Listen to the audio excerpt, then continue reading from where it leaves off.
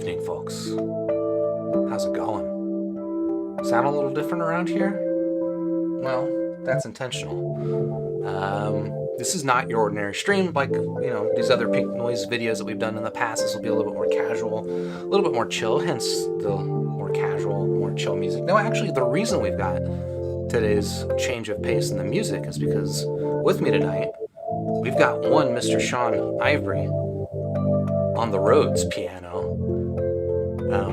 So like we've done in the past, we're gonna do kind of like a blind listening session. I've sent Sean 3 mystery IEMs. He doesn't know what they are, and he's gonna listen to them, and with a blindfold. I hope, Sean, actually you've got the blindfold ready.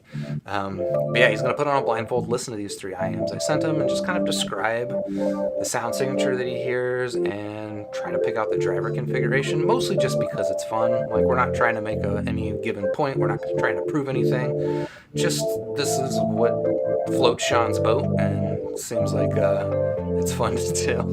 And yeah, you can see his boat floating over there right now. But yeah, let's take a second to enjoy his playing.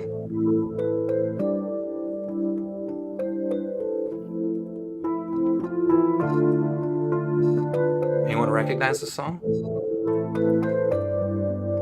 Let me know in the live chat. How's it going? All right, let me also, real quickly in the chat, Booze, thank you for joining me early.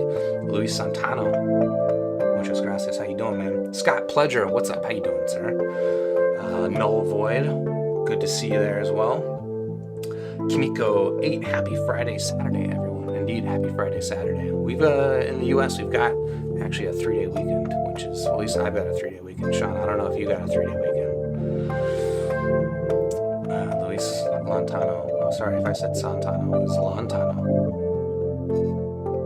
My mistake. But yeah, glad you are an appreciator of the pink noise. Yeah, anyone recognize this song? This is definitely a different arrangement than the album version of this song.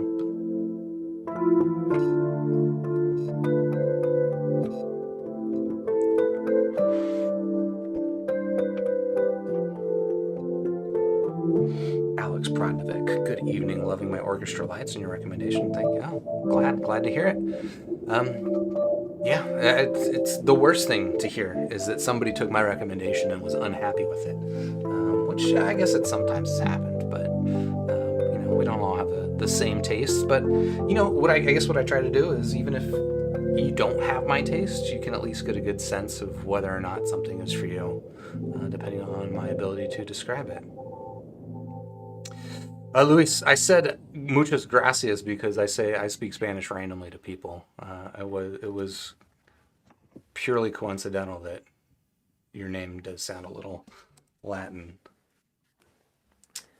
Scott Pledger, been enjoying the Project Reds. Good stuff. Rob Hawk, say never. What is never? Never unhappy with my recommendations. All right, cool. Sean, thank you for what's happening. That beautiful musical interlude. And yeah, anyone actually guess the song? Yeah, no one's guessed it. No one's even tried yet. That's all right. They're not probably cool. A little known song as it is, although it's an amazing song. It is, but it is a song I mention in like 50% of my reviews. So, but yeah, how's it going, Sean? Pretty good. How you doing? Not bad. What have you been listening to lately, as far as IEMs?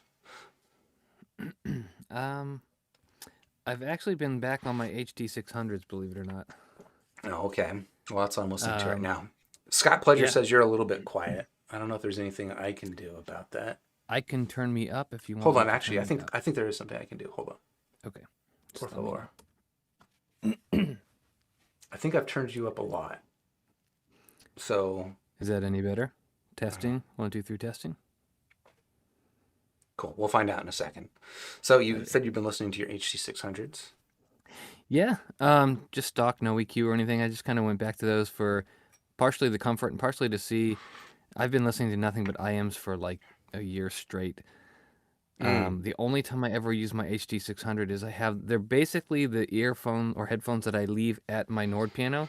So when I want to play my piano, I just put them on and play the piano because they sound awesome and they're easy to put on. But I don't really listen to a lot of music with them. So I started listening to those again, which I still love. Nice, nice. How often do you change the pads in your HD600? I've never changed the pads. Oh, wow. Yeah, they're Wow. they're probably due for a change, but it gives them a warmer kind of soft sound, which Mm-hmm. it's funny because playing the piano, I like that. I really like a nice warm texture on the piano. For music, I do hear it, and I sometimes think I should grab another set of pads, but um, I'm curious how long the pads take to really start affecting the frequency response. Have you ever seen any testing on that? That's actually, I mean, I've seen testing in terms of on Critical's graph tool. He has Yeah, HD600s measured with worn and fresh pads. I actually, that's a good question. I've got a pair of 5.8x pads that are pretty worn right now. And when I hmm measured my 5.8x, I actually swapped on my HD600 pads because they were much fresher. And I thought it would just be, I was interested in how those headphones compare specifically, so I wanted to make sure they're using the same pads. But let me see if sure. I ever did measure it with worn pads. No, it doesn't look like I did. I never measured any of these with worn pads. That's a missed Because I don't listen opportunity. to my HD600 very often, honestly, just because convenience. I'm almost always using IEMs in sound isolation, Mm, but I've had them for I don't know 10 years. I mean, yeah. they're original pads still. Oh yeah. You should get a replacement set, and you can. It's easy to go back and forth if you don't like it, but Sure. um, I think you would be surprised. I don't even know about the sound. I mean, for sure, like you'd probably notice the sound difference, but I think you would be Sure. surprised just visually how different the pads are. Really? Yeah, yeah, yeah. Hmm. I mean, like here, I'll hold mine up to the camera. I won't be able to Well, hear you while I do it. here, see. Okay. Okay. I don't know if you can see mine. My camera's farther away. Uh, Yeah, yours look like mine when I replaced them. see there in the light? I don't know if Yeah, you can see yeah. that. That looks like mine when I replaced them. Yeah, see, I like my little Anyway, HC600 holder. we got some guesses on the song. Rob Hawk is guessing. Is it Polly Put the Kettle On? I don't know what that song is, so no. I don't either, but Now I want to hear it. it does sound like a song I talk about every other review. And Alex Pradnovic actually guessed "Break for Lovers" by Men I Trust. Gold Star. Gold star. There we go.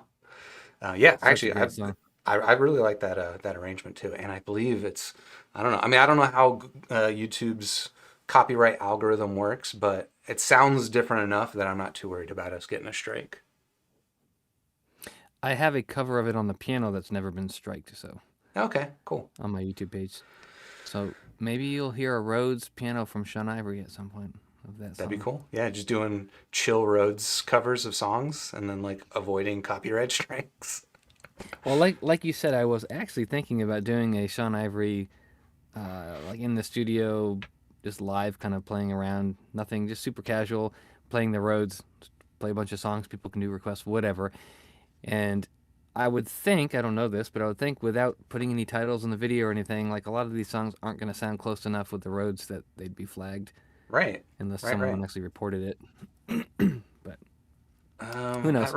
that I'm going to reminds try me. it. I need to link to you in the description. I haven't done that yet. Do you want me to link to? I guess I'll link to both your review channel as well as your Sure. piano channel. Sure. All Appreciate right. it. Pardon me while I type in things. Did you know you don't show up if I type in dent reviews? If I put a Into space in Google? there? Really? Now Yeah. you What have the me heck? curious. Let's Hold see. on. I'm telling Dent the chat. reviews. Nope. I'm just not special.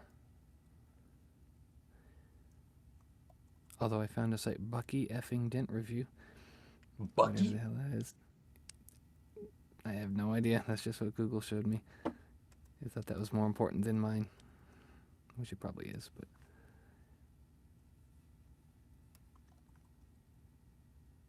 Da-da. Please hold. This is professional content right here. Editing videos live while we do them. All right, cool.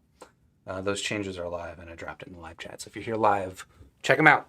But otherwise, I guess with that out of the way, we might as well Go to the IEM box, the mystery box, and the blindfold of doom. I might. Let's see.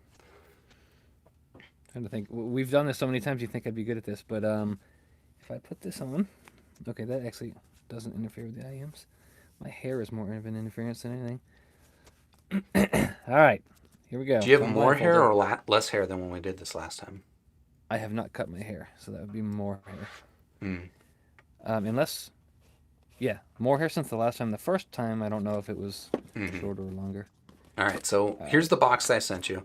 For anyone who is as pedantic as Sean thinks people are, which is probably not anybody, we did actually unseal this box yesterday because I sent him a fourth pair of IEMs that he specifically requested. So he knew that there was the Etymotic Evos in that box. And so while we were like practicing our setup yesterday, he closed his eyes, broke the seal, showed the box to me, and then pulled out the Etymotic Evo without looking at the other IEMs. So I can confirm that he has not seen these IEMs. So Scott Pledger saying that we need a blindfold made of quarter notes or something. What does that mean? What's a quarter note? music notes, like quarter notes. Okay. I assume that's what he means. Okay. I always thought it would be funny if he had the Super Review logos on here, but Yeah. yeah. You know, there is a really nice looking novelty mask on Amazon with eyeballs that I very much considered getting, but I figured I would get tired of it pretty quickly. So in the spirit of Mark's conversation, I'm going to put this box here and set these over here behind the box so that I can find the one I want, plug it in, put it in my ears, and then look at my laptop to pick my songs. And they'll be over here behind the box, so I won't look at them. You have me on video, so you can see if I peek over there. Yeah. So I think that's probably the easiest way to do this. Cool. So, you wanna In just your go ears ahead right and now, start? is it Kato? Of course. Of course. Of course. Yeah. Just Moondrop so Kato everyone fanboy. knows, the Kato Uh-huh. is my favorite IEM, probably in terms of just overall general performance, sound, frequency response, value, everything. It's not the best thing ever. It's not perfect, but I really do like it. It's actually probably the most comfortable IEM for me. I really like it a lot. I use the CP100 tips on it, which improved the treble in my case a little bit, just a little. So yes, this is what I'm using 9 out of 10 times when I'm listening to music for my own personal taste. Either So that this or is some your frame of Etymotic. reference. Exactly. That's kind of why I have them in there. I just figure I'd have a reference point. Yeah. Etymotic is probably my other favorite, but those are not convenient for this type of thing. Yeah. So, you want to just jump right in, or Let's just do it. Let's open up IEM number one. Again, Sean does not know what this can is. you For see folks, this? I know what that is. I'm pretty sure. You do? Yeah, Okay. I know what that is. So for folks in the live chat, I will leave you the hints. There's nothing else in here. Well, that's the edge of the table. Okay, don't put them on the floor. Okay, so I have this here. Try not to smack it on the table. Of course, they're gonna get tangled because I can't see them. This must be the most boring thing in the world to watch. Someone untangle an IEM blindfold. Okay, I think that's it. Oh man, my neck hurts. All right, you can see that? Yep. Okay, so I'm gonna switch, which means I have to be out of audio range for a second. Oops. Yep. All good. Not- Somewhere I'm leaving people in the chat. Not hints. I just straight up told them what it is. So don't look at the chat, Sean. Oh, I'll look at it right now. I mean, that could be an Apple. Oh, Vision Pro. Let's go. Is that? I actually forgot what it was called. I was like, I blanked right Yeah, there. Vision What is Pro, it I think. called? Okay. I'll be right back. The Vision Pro. Kind of looks Hardest like the thing same ever. shape as Oh a my Vision God, Pro, it's honestly. flush with the unit. Okay. Sean is Right, disconnected. these are my shoulders. I like his technique. And of course, I've got my tea. I'm drinking a Tulsi again. We're good? Holy basil. Yep, we good. Is the cable a giveaway of what it is? No, I swapped the cables in all of them. Okay, because I don't want to look at it, but just in case I happen to see it or something, I'm gonna Hmm. take my blindfold off. Yeah, They're the all on aftermarket cables. I'm using a Tascam uh, Portacapture X8, and there's four 3.5 millimeter holes on the side for the Hmm. external input, the external output, the headphone, whatever. So it's like finding it, and it's flush. There's no edge to the, so it's like really hard to get in there. Anyway, all right. So I'm gonna go ahead and start the listening test here. All right. It already sounds Oh yeah, you're like hearing me through it, right? you sound more thin than the Kato.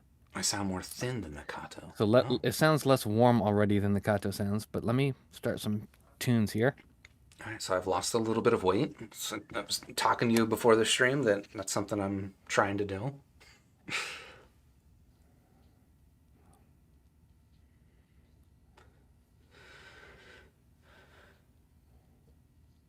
Has a nice deep sub bass. It's not loud, but it hits very low. I like that. It Okay. passes my sub bass test track one. What I, is your sub bass I track can't test tell you. track number one? I Oh, can't is it say the that in Justin public. Bieber song? Yes. It was funny. I got okay.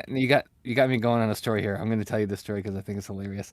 So I'm buying a new car because we had our hail damage destroyed our two cars. So we're at the Toyota dealership looking at Are some you Toyotas. Just playing Justin Bieber in the demo well, cars? hold on. So they had like a JBL loaded Mm, Rav4, and I was like, let's test it out. So I paired my phone up, and the guy that was letting me test drive it was in the passenger seat. He was probably like, I don't know. I'm gonna guess like in his late 20s, okay. maybe early 30s. And I was explaining to him, yeah, I just have some music that I use to play because I played a few songs and he's like, oh, this is really good music, man. This is awesome. So then I put the Bieber track on to test the sub bass, which, if anyone's curious, the JBL system in the RAV4 2023 RAV4 hits really good in the sub bass. It's got a really nice sub. Um, and he goes, oh my God, this song is awesome. What is this song? And I was like, do you really want me to tell you? And he's like, yeah, what is it? And I was like, Justin Bieber. And he's like, what? No, no way. And I'm like, yep. Then so after that, I played some other song that was like a 70s song. And he looks at me and I swear to God, he goes, dude, I gotta ask you, do you smoke weed? I'm like, what the hell kind of question is that? And he's like, because this is like stuff that would be awesome to sit around and smoke weed too. And I'm like, that's cool. I mean, whatever. He was a nice guy. He was really nice, but it was just Oh, funny. Anyway, he liked my Bieber test track. So that's I don't funny. think most people would admit they like it if they knew what it was. But I think secretly, if they didn't know what it was, most people would like the song. That's all right. I So listen to the most embarrassing music I admit to have ever bought is and maybe we've already talked about this before, but I bought Vanessa Carlton CD once upon a time. I might have one or two of her tracks in my inventory. I don't know. Yeah. In my defense, and I know everyone is after me on this one.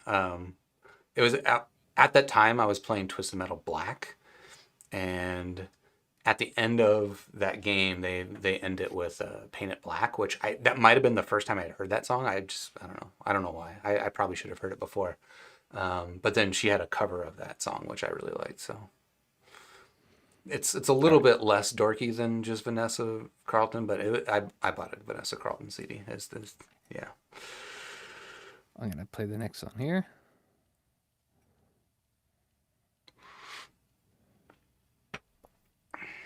What are you listening for now? Oh, that gapless playback is so annoying. That's actually how I found out about the gapless playback problem in that app. Is I was testing the test track I have, and I usually jump to the end of the track before it because it's a gapless song that goes into the next track. And I was like, "Duh, duh, duh, duh, duh," and I was like, what was that? It is So very weird that it's not playing gapless for you. It was very weird. I'm gonna say right now, I'm very impressed with the bass quality of these. Response wise, it sounds like it sounds like the curve I like, where it's sub bass dominant, not mid bass bloat. So I like that. Excuse me. Um, it sounds odd to me. I'm not really sure how to describe the whole sound. Okay. Like maybe Here, there's an extra 4K or something somewhere. It sounds odd to me, but go okay. ahead. What? Here's a question for you, Sean. Do you have the live stream up right now or no? No. Should Okay. I? No. So Okay. I was gonna pull up graphs while you're listening. Oh, no, no. I have nothing up on my computer at all except Discord seeing you and my music. Cool. All right. So then, for folks that are listening or watching, I will pull up the frequency response of what he's listening to so that he can have extra pressure to not describe anything So my incorrectly. big issue now is I need a quick way to mute audio on. I guess I'm just gonna have to mute you. I'll be right back. Now he's muted us. It's rude.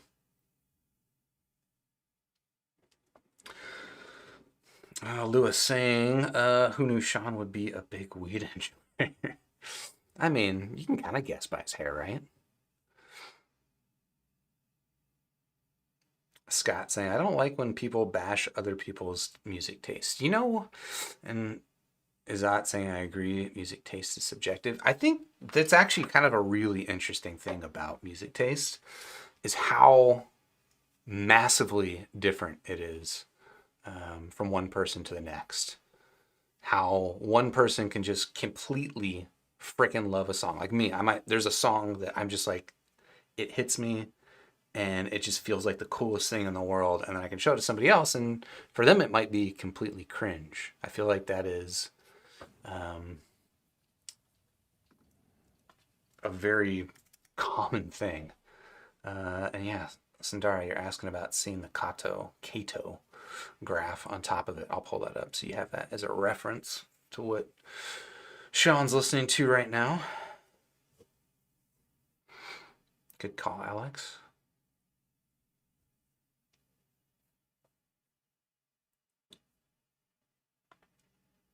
Oops, I clicked something over here. I did. Okay. I have to say this is probably past my jazz song test better than any IM I've ever heard. Interesting. What do you listen for in your jazz song tests? So I listened to there's an artist called David Benoit. He's got a song called Mm. Freedom at Midnight. And at the 3 minute and 4 second mark, the song goes from like a where it drops out to some basic instruments and then everything kind of climaxes in at the same time. And when it happens, the bass and the low frequency instruments are very tight and clean. The treble is very, very precise and sharp without being harsh at all. And everything in the mix is just very, very clear and very, very like high definition. And it just excels the better the frequency response and the sound of it. And I honestly think this might be one of the best I've heard with that song. Hmm. So whatever it does it well for that genre. Definitely, I'm actually really impressed. I wasn't expecting that because of the other song I listened to. But let's go to Daft Punk. I mean, immediately these are definitely of the linear sort. I will say that. Okay, I would so argue the. Oh, go versus ahead. Kato versus Kato. Apologies. What Am I are like allowed to some switch different? back and forth at all? Yeah, feel free. Okay. My thought so far is that it sounds thinner than Kato, or I should say, has less weight than Kato does. Mm-hmm. The treble sounds a little bit, I don't want to say airy, but it sounds like there's more treble somewhere than the Kato has. Whether it's extension or just presence in the treble amount, I don't know. But the treble sounds a little bit more dark up top. It's not a Hmm. dark IEM, but you know what I mean, comparatively. Um, but it just sounds like there's less weight to the overall response than the Kato. Kato has a little bit more mid bass than I like. I actually wish it would drop down a little bit at the like 1 to 300 range or something like that. This sounds Mm. like it doesn't share that same problem as much. Um, so I like that. So yeah, let me listen to some Daft Punk real quick. Cool, cool. And yeah, Scott, I see you asking for a playlist of the test tracks. That might be a good thing for us to do next time. Is like put together a playlist on Spotify and or YouTube Well, Music that or guy something like in that. the guy in the Rav 4 was like literally asked me for a playlist of my music. I kid you not. And I told him to check Wow. out my Discord because I post all those recommended songs. So if you join my Dent Review server on Discord, I post songs that I like a lot in the recommended albums section. And most of them, like 9 out of 10 of them, I like because of the sound quality. And a lot of them are test tracks of some sort. Every now and then I'll have one that sounds like complete crap, but I just think the song is amazing. But most of them is because they sound great. So check that out if you want to listen to some of the songs that I think sound great. I'm gonna do a sub bass. This is a great sub bass test. If anyone knows Porcupine Tree, they have a Mm. song titled "Russia on Ice" from the album Lightbulb Sun, and it's about, let's see, well, it's exactly 11 minutes. Yeah, 11 minutes on the mark. The buildup of the instruments drops out to like a simple drum track with a deep sub bass hit, and it hits really deep. So if you have a good sub bass or a good subwoofer on a stereo, it's awesome. It's just like, brr, brr, and it's like Okay. a droning sub bass You said it thing. was So called let me, Russia on Ice? Russia on Ice, awesome song too, by the way. Great All right. music and harmonies and everything.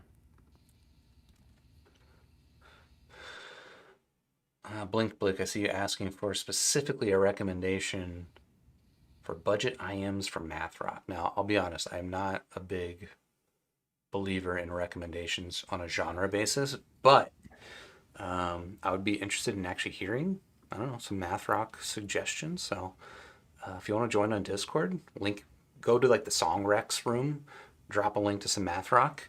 I'd love to listen to it, and I don't know, maybe give you a recommendation that I think would work well for that particular album.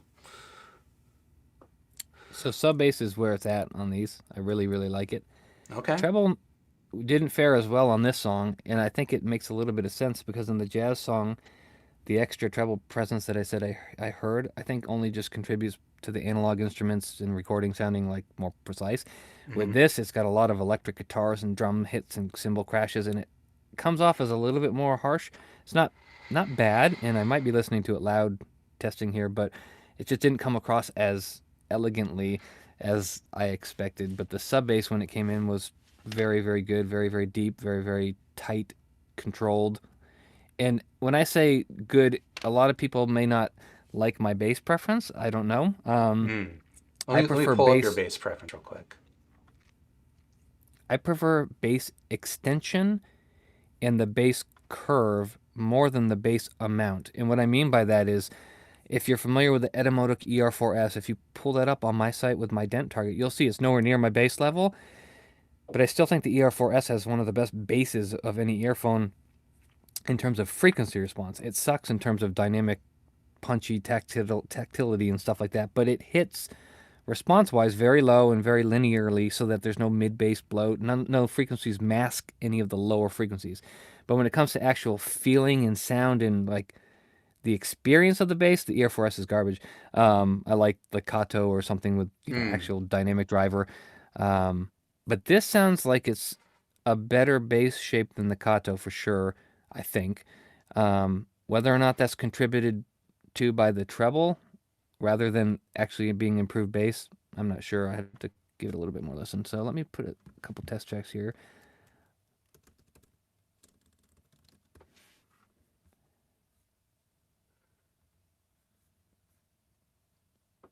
Sean, do you listen to any math rock? What is math rock? Give Yeah, me some exactly. examples. I feel like I think math rock is supposed to be it's like rock that's like kind of like proggy with a lot of like time signature I mean, if I don't know if this fits that genre or screwery. not, but I absolutely let's see what are bands I like. If this is what you're thinking of, it may not be. But like Tim Henson, like is he fit that bill? The Muppets guy? That's Jim Henson. Uh um but is anyone familiar with Tim Henson? I'm not. But You're no, not? it's Oh, not my you should genre. be. Yeah? No. He's amazing. Like Okay. Polyphia, you don't know Polyphia? Yeah, I think that was all over YouTube like a year or two ago, wasn't it? They're huge, but I personally like most Polyphia songs, not all of them, but my favorite one is the one they did with Steve Vai. I can't remember the name of it. That one's just friggin' awesome when Steve Vai comes in and the song kind of climaxes. They have a mix of like urban beats, almost rapish quality, Okay. with unbelievably technical guitar work. And every single musician in the band is like highly proficient, smart with mathematical time signature changing. They play really abnormal rhythmic patterns and things that are just really good. So I would think that that would be math, like if that's what that word implies with that genre. I don't really know genres as well as I probably should. All right, I'm gonna name some bands that people are dropping in the chat. We have Toe, TTNG, Terra Nope. Melos, I've heard of and them. Chon. No, my name is Chon. Sean. Sean. Yeah. No, but I'll definitely check them out. I do not know those off the top of my head. Um, but if it's like Polyphia in its technicalities, I think I Mm-hmm. would like it. I think they're really Yeah. good. One thing I like about Polyphia is, as complex rhythmically as they are, their songs to me are still very musical. Mm. They have melodic and rhythmic things that are easy to digest. So it's almost like they've balanced the poppy qualities of a nice song with the technical proficiency that they have. Where I've heard a lot of bands that I have a friend of mine listens to like metal and some really complex metal and things like that. And it's okay and proficiency is great, but like musically, it just doesn't do anything for me. I'm kind of bored by it because it doesn't Mm-hmm. have that component that makes me think of it as more like the musicality is missing. um, but it just depends on the song and the artist. So my next test here. I don't know if anyone's ever heard of Ori, the game Ori in the Blind Forest. Oh yeah, yeah. One of the best games ever made. Ori and the Will of Wisps is also a great game. The soundtrack to the second game, Ori Will of the Wisps by Gareth Coker, is one of my all-time favorite soundtracks. It is the most amazing orchestral recording, and all Mm. the songs sound really, really high quality with a good set of headphones or speakers. Really, really great ambience to the recording stage that they used, and the mixing is really, really good. And some headphones will literally highlight things in the mix that you don't hear in other headphones. It's one of those kind of mixes, and I highly recommend that. So I'm gonna listen to that real quick. There's a couple songs What's in that. what's the title in the track? The title is from the Ori and the Will of the Wisps soundtrack. The track is one of my favorite ones. Is the track Quolok's Hollow? I think is the name of it. Quolok? Quolok, Kwolok. And what that is, there's like 60 tracks on this stupid album, so it's hard to find this. No, yeah, it's one of them's. What's I up, guess Ace of Spades? Thanks for joining. Always good to see you, man. I could be like a normal person and use the search function, I guess. Quolok, there we go.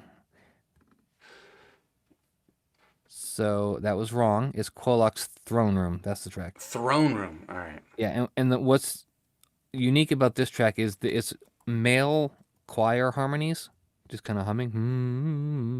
Mm.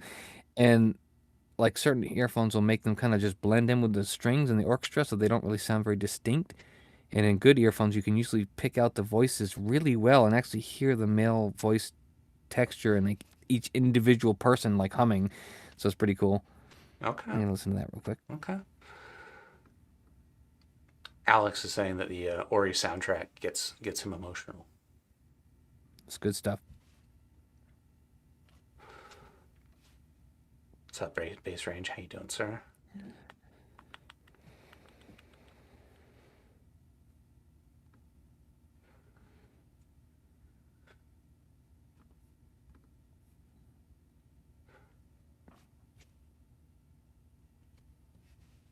And for the folks who are just now joining, this is what Sean's listening to.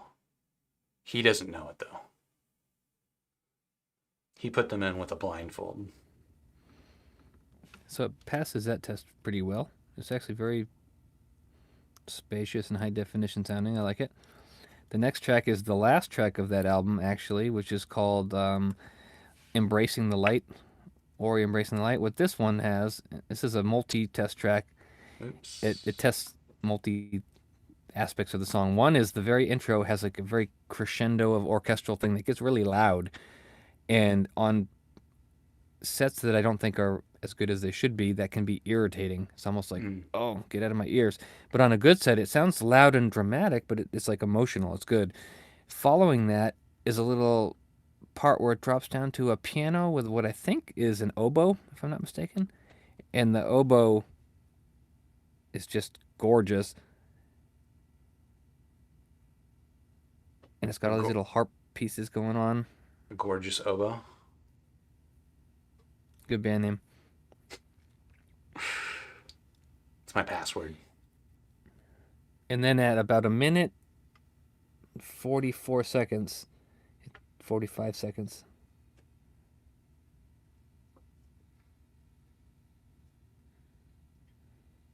Oh my God, these are good.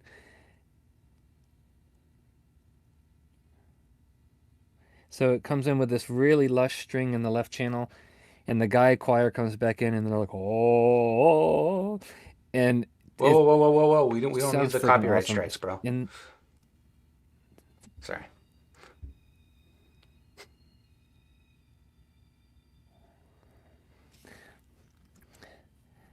okay, so they sound really, really good. They're ever so slightly, I hate using terminology like this, but strident. Okay. And what I mean is, when I listened to that part there, the strings came in, the choir came in, and then it builds up to this really loud, like the strings and voices, like, oh, and it's great. When that happens, it sounds good still, but it almost just sounds like it's pushing into your brain a little bit, like strident in that way. Again, it could just be that I'm testing this and I'm listening to it loud or something, but Mm. when I'm not listening to that climactic part, everything's very clear, very spacious, well placed in the mix. I can hear into everything. So I think they're really good. I don't know if you want me to jump to another set and we can go from there, but Yeah, I would let's give these a very high ranking on my overall scale with the brief listening I've done of them. all right. I'd say the frequency response is very neutral, maybe leaning towards lean neutral, but very neutral. Excellent sub bass in definition. What if Sub I bass in told you? definition. What if I told Hmm. you, Sean? Never mind, I won't tell you this. That these are the Kato. That would be funny. They're not the Kato. No, I feel like you're describing it closer. You're describing it more so as it compares to my target than yours. Interesting. Well, Yeah. your target, and my target aren't that far off. Yours is just bad Except and mine's mine's good. I better. mean, it's not really. I like how we both attacked at the same time. Yeah. All right. Next one. Blindfold. Okay, where's my blindfold? All right, here we go. Making the switcheroo. I'll be honest, just from hearing these initially, already something I really look forward to spending time with to see if after a week or two they still sound as good as I think they do, because they're Mm-hmm. pretty impressive initially. So, Uh, all right, looks empty. this There's is the nothing one I'm in just there, gonna put Sean. these There's back. nothing in there. There's not. It's empty. I know. I'll be right back. See if I can do this. Alex saying strident is a good word. Shouty adjacent. I gotta be honest. Strident makes sense to me. I intuitively understand strident. Shouty, I still don't quite get. I feel like Let me put that so it's not. Resolve and Critical were talking about what shouty, or maybe it was just Resolve was talking about what shouty means to him. And to me, Uh-oh. it almost sounded. Oh, he dropped something. What'd you drop? Oh, okay. That's just a jack. Well, I Oh, hope I don't need that. Oh, I no. can't hear you, so It's an adapt. Oh, think yeah, yeah. that's a 3.5, so I don't Yeah, think you that's just the need, jack I you only need. I'm need the guessing you added 3.5. a Yeah, balanced adapter to exactly. it, maybe? Oh, You want gosh, the this is balanced? Tangle City. Okay, it's not as bad as I thought. Oh, he knotted it up. Sorry, you have to forgive my mumbling because I don't know what you're saying. It's all right. So I'm just going to keep talking over you because that's what I do. Okay, Tangle's See, gone. this is what the roadie rap is supposed to avoid. But sometimes it does fail. Blink Blick saying shouty always confused me. I thought it was sibilant before, but I don't know. Yeah, I think sibilant is different. I think the way that they were describing shouty to me is a sound that maybe I'm likely to interpret as like nasally or hollow.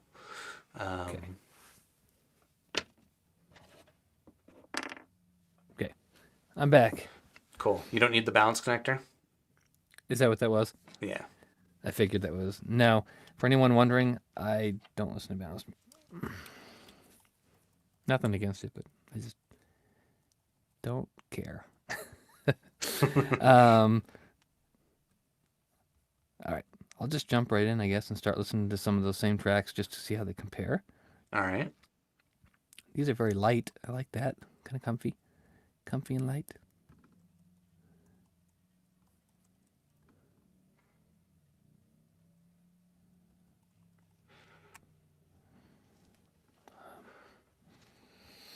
They have bass. Holy shit, I was not expecting that. The the bass is like 3 times as loud as that last set. Pardon my pardon my French. That is really loud bass. That's like 10 dB too much bass for me. I would not. I can already tell you right now, I would not listen to these just because of how much bass they have. Oh, okay. Um, I'm Interesting. not saying they sound bad, but if you like bass, these have bass. Because putting it at the normal volume I listen to this at, it actually sounds fairly normal. And then the bass comes in, it's like, holy crap. It's surprisingly decent for how much it is. I mean, it doesn't sound like boomy or like, bloated. It Mm-hmm. just sounds bassy. I would Mm-hmm. say it's probably all like mostly below 200 hertz, but there's Okay. just a lot of it. Okay. Um, I'm What gonna play a song that might like blow the drivers on these things. Sheesh, just what because source are you listening out of? I'm looking out of the Tascam actually, which is a sub 1 ohm impedance output, very high quality headphone Okay. amplifier, Okay. coming from my Mac as a USB DAC. Okay. Cool. Kenny sent in a super chat. Thank you, Kenny. Asking for a rec for pop music. I've been quite happy with the Kiwi Cadenza, but I'd like to upgrade. Kenny, I need more information. I want to help you. Thank you for the super chat. But I need more information. What do you like about the Cadenza? What would you like improved about it? I mean, I'll tell you, I could tell you a bunch of things that I like better than the Cadenza, but I don't know what your budget is. I don't know what you want improved. So let me know.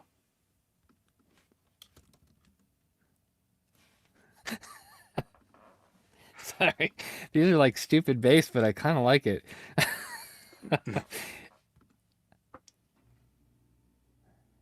And I would say it's very low because Mm. if I'm listening to like a song from the 70s, I don't even notice it. Mm-hmm. I mean, I notice it, but it's not as drastic, as dramatic. Can you elaborate on why that is for the people at home? I think the analog recordings just don't have as much sub bass content. Right. You know, they had a lot of bass guitars, which were probably primarily in the 70 to 150 hertz was where they were kind of dominant. Mm. And a lot of the analog recordings, if they had too much, they could easily distort. And a lot of this stuff that I'm listening to, the older recordings, were probably even originally mastered with the intent of being on vinyl. And that's a whole nother video I'm actually planning on making. But vinyl, you have to master very carefully for vinyl because it's not like a CD. You can't push it the same way with dynamic compression and EQ and things like that, or you run into problems. Um, so Hmm. all those things combined, I think, end up with usually some very awesome recordings. But in the '70s specifically, I didn't hear a lot of sub bass. There were a few exceptions to that, like Pink Floyd had a couple albums, but they were mastered by Alan Parsons, the one that had I'm thinking of, like Dark Side of the Moon, and Alan Mm. Parsons was way ahead of his time. So they had some pretty awesome sub bass content in there. Um, so there were some exceptions, but just in general, if you listen to some hit radio songs from the '70s, there wasn't a lot of sub bass. Very good bass, but these seem to hit lower. They are heavy in the bass as well, but I think it sounds like they're more heavy in the low bass to sub bass region. So when I listen to something like David Gates, the song "Never Let Her Go" is one of my favorite songs of all time, What was not his name? just David sonically. David Gates. David Gates. He's the lead singer of the band Bread, which most people probably know them if they heard like "I Want to Make It with You" is one of the hit songs, or "Sail Around the World." There's a couple songs that people would probably know if they heard them, if they knew maybe their parents or grandparents' songs they used to listen to when they were young. They're Okay. kind of a soft rock '70s lovey-dovey kind of thing. But David Gates was the lead singer, and he has his own like albums, and he's a superb mixing artist. So like his drum percussions, like the recordings of his drum and percussion instruments are very clean and clear, and with a good stereo, they sound like real drums. A lot of drums don't sound anything like real drums. That's not a criticism, but Yeah. you know, they're usually just tweaked in a way to fit a mix or whatever, and that's great. It His actually drums drives come me up, nuts about recordings, to be honest. That's why I like and live it's recordings a lot of the times better than studio recordings. It's like studio recordings just they mess up drums. Yeah, they can. And David Gates doesn't, in my opinion. I think he Mm. does the best studio drums I've ever heard. And they're a little bit different than live drums because they're in the studio. They're a little more pristine sounding, but Mm. they're very natural sounding. Mm-hmm. Um, so anyway, I'm gonna listen to that real quick. Let's see. All right, cool. While you do that, I'm gonna help out Kenny real quick. Okay, So I'll if you be want right to mute back. me, feel free. I'm gonna meet you. Yeah. So Kenny. All right, let's see. I got multiple keyboards up here, so let me confuse myself a little bit. You have got the cadenza. Sounds like you're happy with this sound signature, but you got a budget of 300 bucks or so, and you want something better. So this sound signature we're looking at here is, I would call kind of like a mild V-shaped sound signature. It's a little, it's a little warm here in the low end, but relatively tame. Like this is pretty on target up above, so it's not like an aggressive V-shaped sound signature. It's kind of just like a warm, laid back, mild V-shape. Something that is, if you want to stay within the Kiwi brand, um, the Orchestra Light has kind of got a similar thing going on. It's going to be a little bit more technical in a way, but this is also an all balanced armature set, so it's going to be a little bit different in a way. It might not necessarily be a better thing, but I do like this set personally better than the cadenza. It's a little bit smoother. Um, Really good all around set with a nice present bass, and this one's like 250 bucks. Um, I mean, at 300 bucks, my favorite earphones are still going to be the Blessing earphones. But I will warn. So here's the frequency response of the Blessing 3. Awesome, awesome earphone. I think this is the best earphone you can get for around 300 bucks. But let me pull up that cadenza again real quick just so we can compare. You notice there's a big difference here in the low end. The cadenza that you've got is a lot bassier and warmer and kind of thicker sounding, whereas the Blessing is a lot leaner, kind of neutral, more clinical sounding. So if that's not what you want, despite the Blessing 3 being my top pick at that price, might not be exactly what you want. So what else could we Oh, I consider? completely forgot. I gotta listen to Break for Lovers. This is gonna be a joke. Sean's talking about the Kato Kato a lot. That's actually not a bad pick. It's only 200 bucks, so you can save a little bit of money. And let me pull that graph up again real quick. So you can see it's not exactly, it's actually a little bit tamer than the cadenza and the bass, but I think it's a lot cleaner, a lot stronger impact. Um, yeah, the Kato is just like a really nice, solid technical single DD sound. So those are a couple of good picks. Um, if you have All anything right. in mind too, let me know. All right. So I'm gonna go out on a limb here and guess the frequency response of this bass because I feel like I'm gonna say up front that this is a really good headphone if you like bass. Mm-hmm. I really think so far because it is fairly low focused. I think if I had to guess, it's if you were looking at a graph of where mine would be neutral, let's say, I feel like it's somewhere around 100 to 200 hertz. Somewhere would be the inflection point, and from that point down, I think it's probably I'm gonna say 5 to 6 decibels more than my target overall, sloping along the same similar kind of shape of my target, probably somewhere at least close to that. But it's like it's significantly boosted somewhere around that 100 to 200 hertz. Is like it just starts going up, and it jettisons up to like 5, 6, maybe 7 decibels. I don't know. It's hard to tell, like just listening. But if I had a good EQ, I could probably pinpoint it a little closer. But anyway, um, I popped open the EQ in the whatever that app is, Swinzian. Swinsian, which is not a very good EQ. It's okay, but and just lowered the bass just visually to kind of like sonically make it sound correct to me. And when I do that, the rest of the response is actually very good. In Mm. fact, it almost makes me like, damn, like if they had a bass switch on this that would cut the bass in half, this could be a fairly neutral, fairly well resolving earphone, but that bass for me is just way too much for serious listening in like a kind of a reference studio quality kind of way. But again, if you like bass, they sound good and they have a pretty good bass focus. It's not bloated, it's not, but it's a lot. So it sounds boomy and bassy. But they did it without doing what a lot of earphones do, Mm-hmm. and that is they didn't make it like super V-shaped and like boost the Mm. treble really bad. So it just sounds like a fairly linear response with a lot of bass. So that's interesting.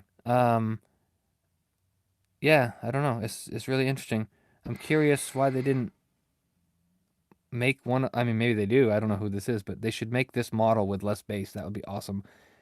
Um, and again, that's just like visually EQing. You know that it's just like a 32 band EQ. You slide the sliders down. I don't even Yeah. know if there's values in this thing. Are there? It's hard to see them because they're so small. But my bass EQ looks like this. It's just kind of a dip, like a shelf that I just kind of lowered. So I'm going to turn that back off and just go back to listening to it raw. But that was just kind of give it an idea of. I wanted to hear what the treble would sound like without the bass boost, and it actually sounds pretty good. Um, I feel like it would shine more if the bass Hmm. wasn't in the way. So Okay. I think that's going to be something that is a preference for people who prefer bass or not. Like if you like the Kato, awesome. If you thought, oh, the Kato sounds great, except there's not enough bass, well, buy these. I don't know what these are, but they're close enough to the Kato in the treble response that they're like a bassy alternative if you like it. Um, one more song. Let me listen to.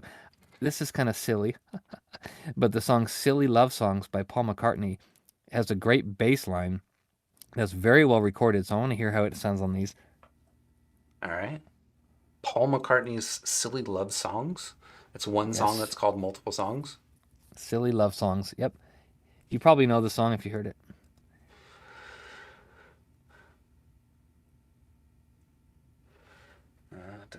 See some chatter in the chat. Yeah, I mean it does well. It's just it sounds like someone took the bass boost knob and just went boop and turned up the bass.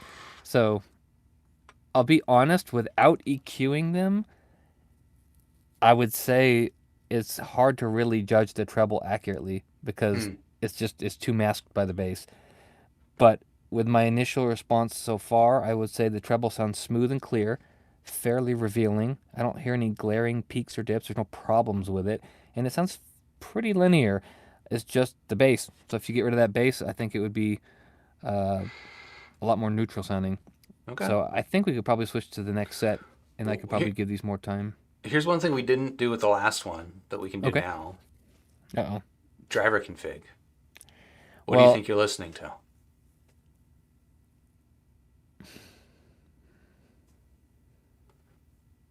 hold on. Let me try another couple Yep, yep, songs here to get a treble texture kind of thing going. yep, yep. Fleetwood Mac Get that Dreams off treble their greatest texture. hits. Yeah, that's a great treble song because Fleetwood Mac Dreams off the Fleetwood Mac greatest hits.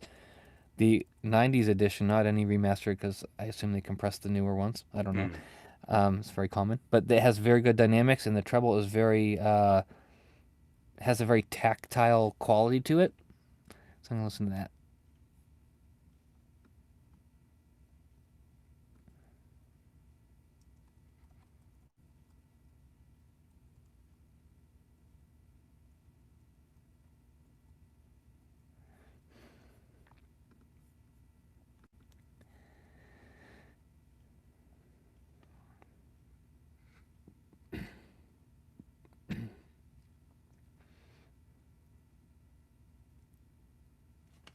Sorry, I'm trying not to cough in the mic.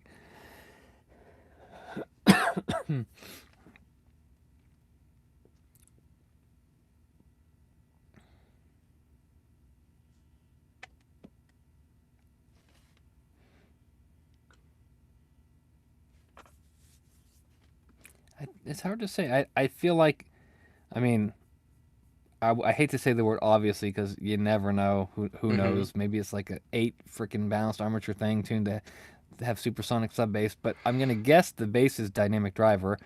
Okay. I mean, just it's hard to say though because even though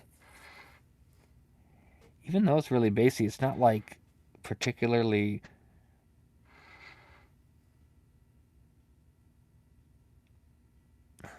I don't know actually. Hold on a second. Let me try another bass track here. This usually less loud.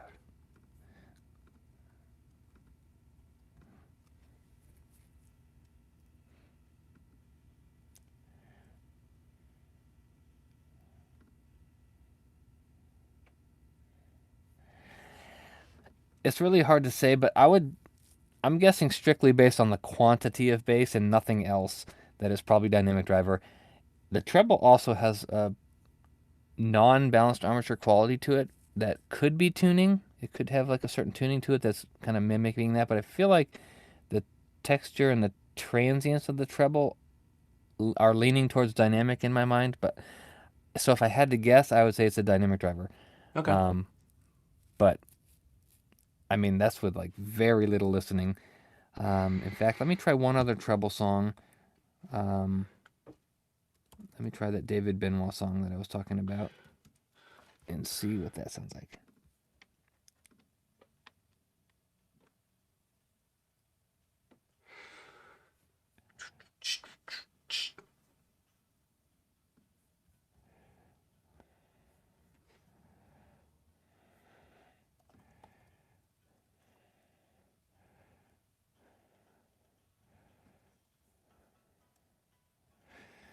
Yeah, I'm gonna go with dynamic driver.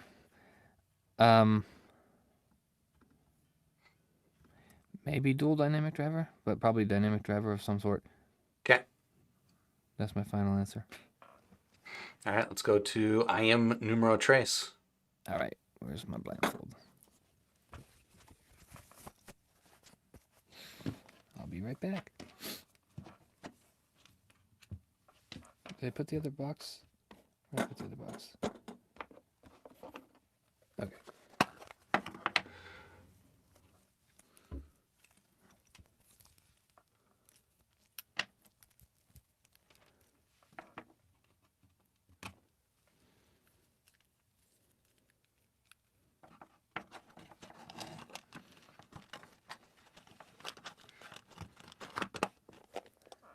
So he's put it away. Oh, he can't hear me. I'm talking to y'all, folks. How we doing? Opening up I am number 3. Oh my goodness. Which this one's actually on an aftermarket cable, so that's the only one that it's actually. But yeah. Oh wow, that was easy. The roadie wrap. You see, folks? If y'all aren't roadie wrapping your IEM cables, what are you doing? Look it up on Google. Makes it easier to find it.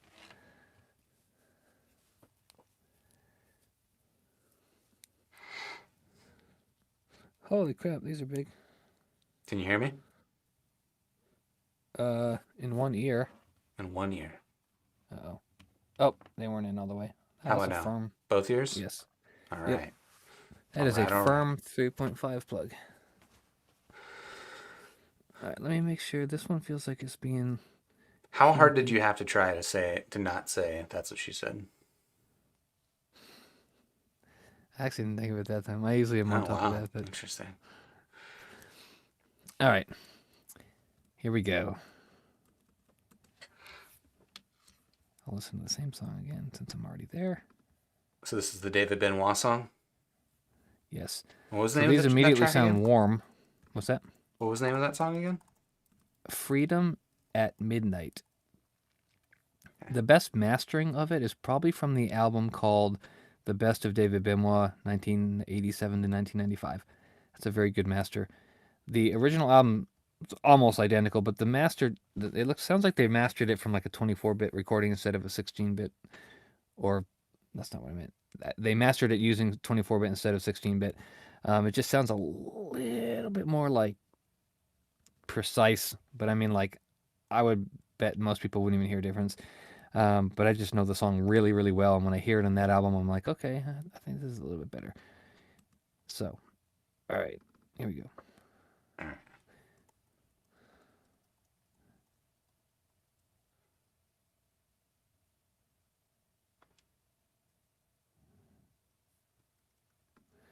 There's definitely balanced armatures in this.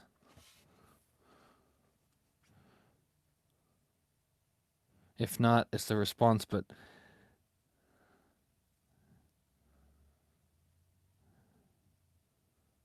just sounds like sloppier than the dynamic driver in some way. So biased.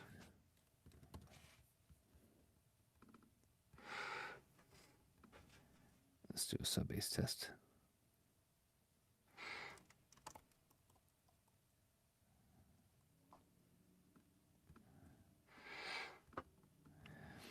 I mean, my initial response just immediately, and I'm jumping to conclusions here, but it's not as refined as either of the other two.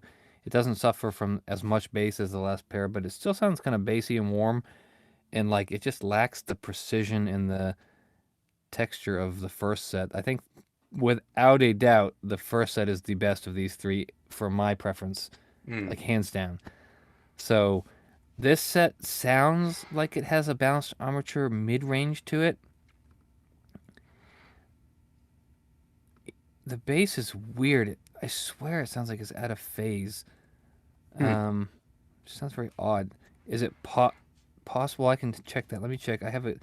That David Gaye song that I love, "Never Let It Go," is actually the test I use for left and right, because when it's wrong, the guitar is on the right side, not the left. It's just kind of Oh, okay. yeah. So it's strumming on the left, so that's right. Hmm. Just sounds weird.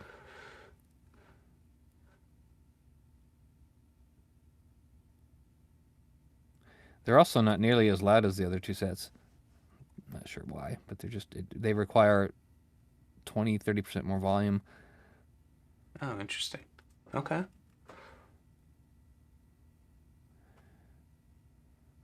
They fare a little bit better with acoustic music. I mean, it's still not like mind blowing or anything, but trying to think of a song that would maybe do better here.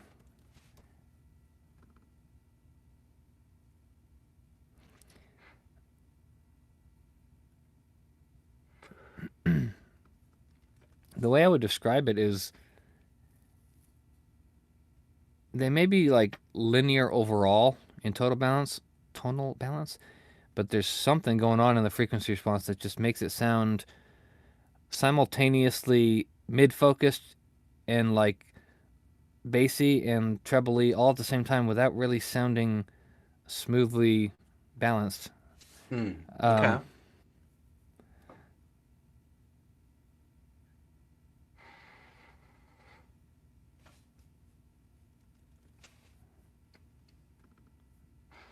So everything, everywhere, all at once is emphasized.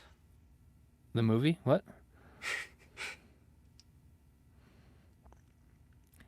The one thing I'll say about these so far, and it's hard to say without comparing them in detail because there's a lot of factors that go into this, but they sound the widest of the ones that I've heard. Like Mm. I'd say instruments sound noticeably far to the left and to the right. Mm. Um, so I'm not sure if that's a response related thing or what, but it's something I noticed kind of right away. Um, let's see. Would you describe that as soundstage? No, I'd call that stereo imaging Okay. or stereo width. Yeah. I mean, it's also pretty closely related to crosstalk. Um, and if you're not sure what Mm. that is, it's basically when the two channels mix together. Um, and some people actually don't like what these sound like because it's a little less natural than speakers, and that comes across to them as not sounding natural. So what some manufacturers do is they add crosstalk because it simulates the real acoustic phenomenon of speakers mixing and blending in a room. Mm-hmm. I personally like it. I'd rather have 100% definitive separation between channels, and it makes it sound hyper realistic. But I think it sounds really good. Personally, I'm not a fan. Like an IEM that probably sounds like it has crosstalk to most people would be like the ER4. Like it sounds Okay. like you're listening to something that's in front of you, not that's like around you. I like this surround sound kind of headphone thing you get with a very precise wide imaging headphone. I Right. love the ER4S as well, but that's how I'd compare the stereo imaging versus like having a lot of crosstalk. And you can actually look at some people measure that and you'll see crosstalk in their sources. Like a lot of MP3 players and stuff will say how much decibels of crosstalk they have. That's literally what that is. It's how much do the channels bleed together, because in the real world they should have no bleed, because even if you want crosstalk it would be done at the headphone level, not the DAP.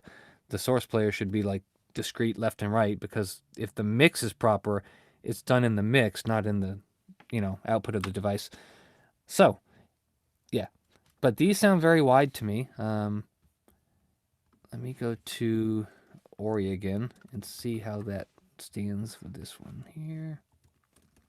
Give it a little quolock. Qualock's throne. Yep. Man, I have to crank the hell out of these. Hmm. What am I doing here? You're listening to Hold music. on 1 second. Hold on 1 second. Hold on 1 second. Oh my gosh.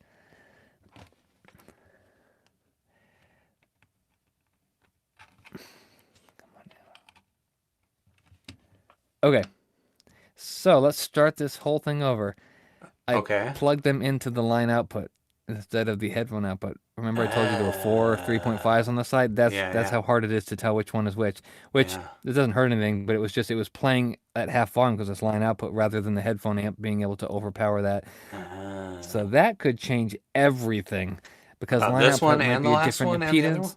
About the No, other no, no, ones or just this one. just No, all okay. the other ones were controlled by the volume, and I just Uh-huh. knew that because I went to change the volume, and I'm like, it's not changing anything. And then I was like, oh, it's in the line output. So no, only this one has been in the line output. Let Okay. me see if that affects the sound or if that was strictly the volume. What was the first one I listened Maybe the to? line out was introducing actual crosstalk. Or it was introducing impedance if these are sensitive to that. Mm. Um, but we're about to find out. Hold on a second. Round Oh, two. 100%. 100%. Like, wow. I'm not saying these are like magically improved or anything, but it was affecting the sound of them. Like it was Mm. had an effect for sure. Okay. So what's sounding different?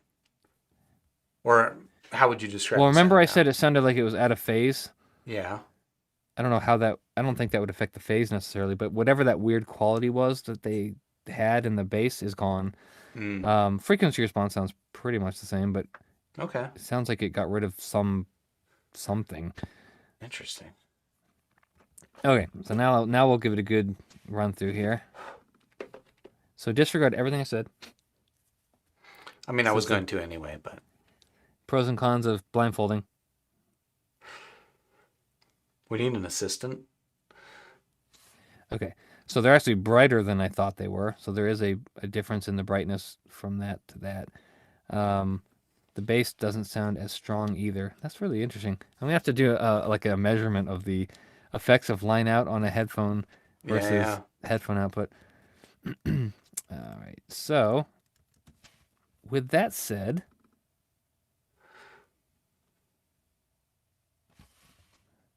now I can turn it up. They're on the lean bright side, I would say. Um,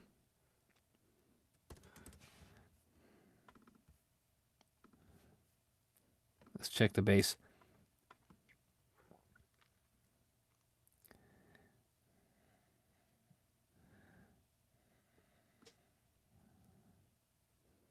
Not bad, not bad. They definitely have a little bit of presence in the lower treble somewhere, lower mid treble. Like, let's see. I'm gonna guess around like 2 to 4K, but I can't be certain. Mm. I have to listen to more songs than this to test that. But let's go back to David Gates. Since I've been listening to these, I'll just do the same songs. Very good, very clean.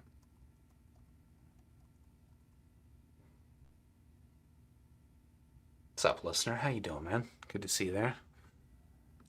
Listener, if you haven't joined us before, what we're doing is I sent Sean, Sounds who pretty good actually. I'll put him up on screen. I sent him 3 IEMs that he doesn't know what they are, and he's putting on a blindfold and listening to them. He doesn't have a blindfold on at this moment because he's playing music, but has not seen what is in his ear. These are pretty good. So you're feeling better about these now that you've plugged them into the right Oh, connection? 100%. Yeah. In fact, I'd say these are close to the first pair in most ways. They Okay. sound much more linear, lean, linear. Bass is very tight and precise. I'm listening to Sailing by Christopher Cross. If you're not a yacht rock fan, don't listen to it. If you are, it's a superb song. I'm sorry, yacht rock? Yeah, you don't know yacht rock? No, no, no. It's actually it's a funny genre, but it's really like it's soft rock that just sounds like it would be on a yacht. um, it's great though. Christopher Cross Sailing. The intro is an orchestra, so you can kind of hear the string quality. It's very good. Again, it has that lower treble thing going on, but then it kind of fades into this really nice, precise drum work with a really nice bass. And this track is a very good test of bass Mm. because you can hear the distinct notes very clearly.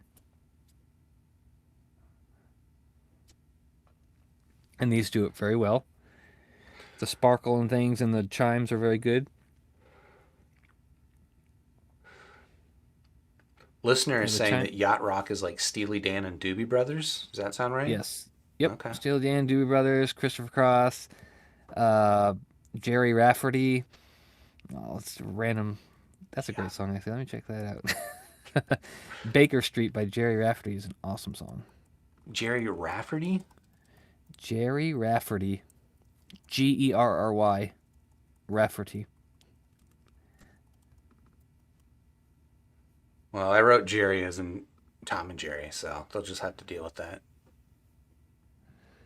That's not bad. Sometimes saxophones can come across as very annoying if you don't have a Mm. decent frequency response. Now I'm gonna listen to some songs by The Midnight because this pair just sounds like it's begging for synthwave. So I'm going to give it some synthwave. Let's see. I'm gonna listen to that. That hit the spot right there.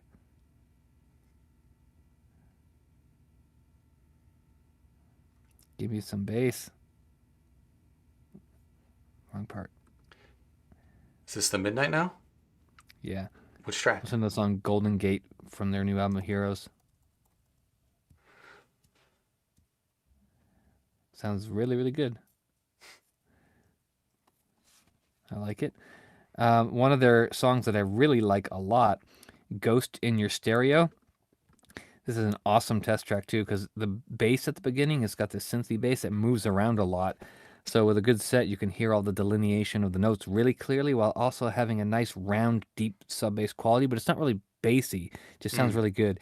And then what happens is this has like this dropout where he says "Ghost in your stereo" and then everything stops. All the music comes in with the synth wave and the kick and the drums and stuff. And on some sound systems, it can sound irritating because it's very harsh and bright and brittle. But I actually think he mixed it perfectly. I wouldn't change a thing in the world because on a good set, it sounds so just well balanced and clear and high def, and it's awesome. All right.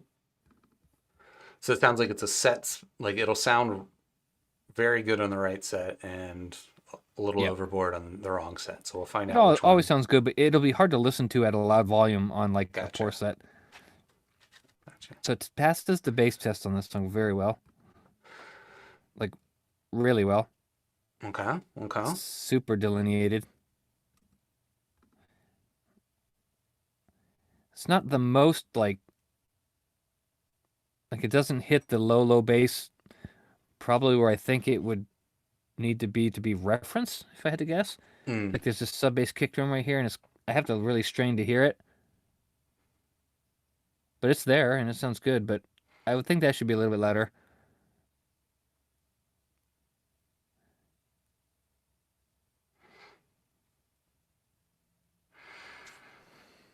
Hmm. Here we go. I need to set up some OBS scenes that just like slowly zoom in on your face.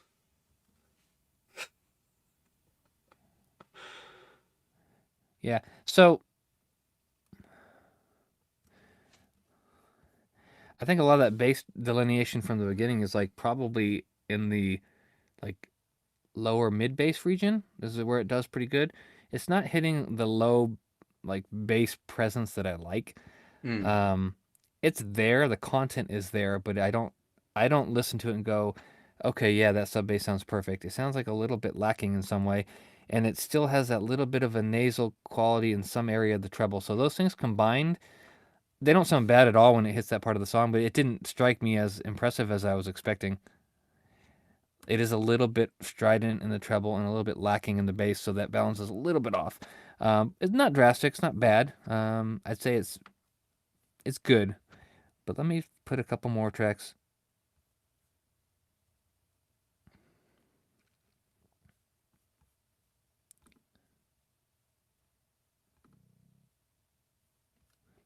Not bad, not bad. I'll give it the Bieber fever. See if it can handle it. Here we go. Oh no, oh no, here it comes. What's the name of that track again? 5, 4, 3, 2. No.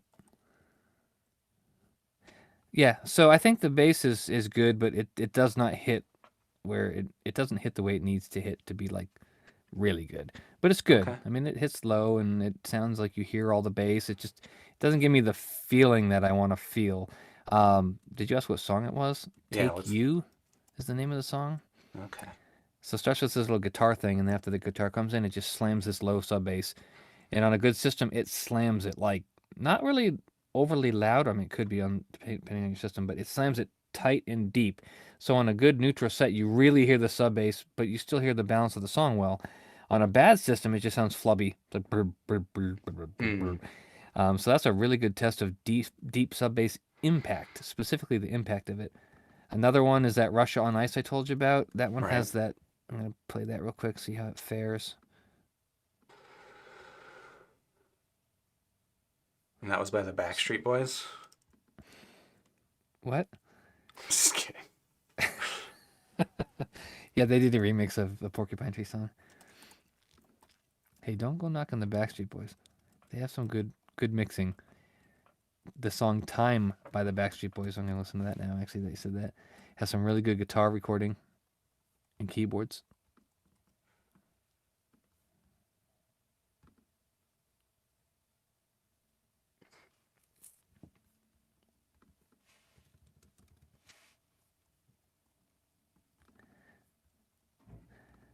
It's funny. I would say the more I hear these, the less impressed I am by them. But they're Interesting. not bad.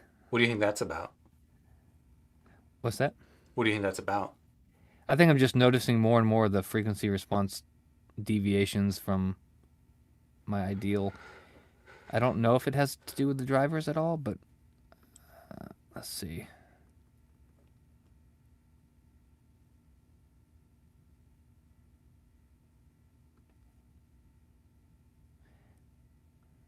I mean, my thought, and again, I'm gonna embarrass the hell out of myself doing this stupid stuff. I don't know why you let me get into this, but I feel like the treble is balanced armature. Okay. Um, I feel like the bass is balanced. I think this is balanced armature if I had to guess. I say that because it lacks the impact in the bass. Mm, It could be just a crappy balanced, I mean, a crappy dynamic driver that doesn't push a lot of air, but like it just sounds like that woofy bass that a balanced armature usually has. In the treble, hi hats sound more like a than they do a like a dynamic tactility that I like. So I'm gonna go with balanced armature. It could be frequency response. I like to always say that just so I have an excuse and an out if I get it wrong. yeah, yeah. But in all seriousness, I mean the treble could just have a dip somewhere that makes it sound less crisp, and the bass could just not have a good bass response. But Mm, I feel like it's more likely that it's balanced armature. okay. Um, Let me check one more song from Daft Punk. I really like the song "The Game of Love." It's another song that really showcases frequency response and driver type because the bass in it, with the right frequency response, you can hear the kick drum really, really precisely and tightly. If there's too much bass, especially in the mid region, it kind of masks the impact of the kick drum and makes it sound soft. Whereas when you have a really good frequency response, you hear the bass, but the kick drum is very plucky and like kicks really tight. Mm. And then just all the cymbal work, that's kind of stuff is just really busy. So it's a nice thing to check like how precise the treble is.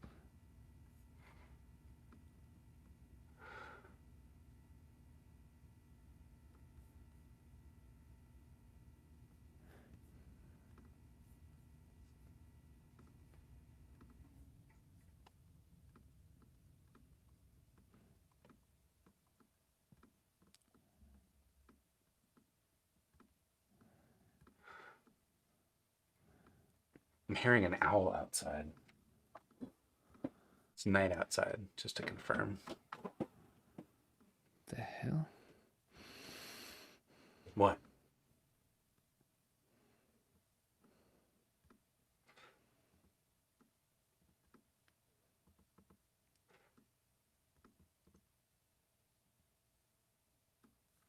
Yeah, I don't know. I'm thinking this has like, again, I don't really know without using a parametric EQ, but I'm gonna guess somewhere between 4 to 6 kilohertz is too much.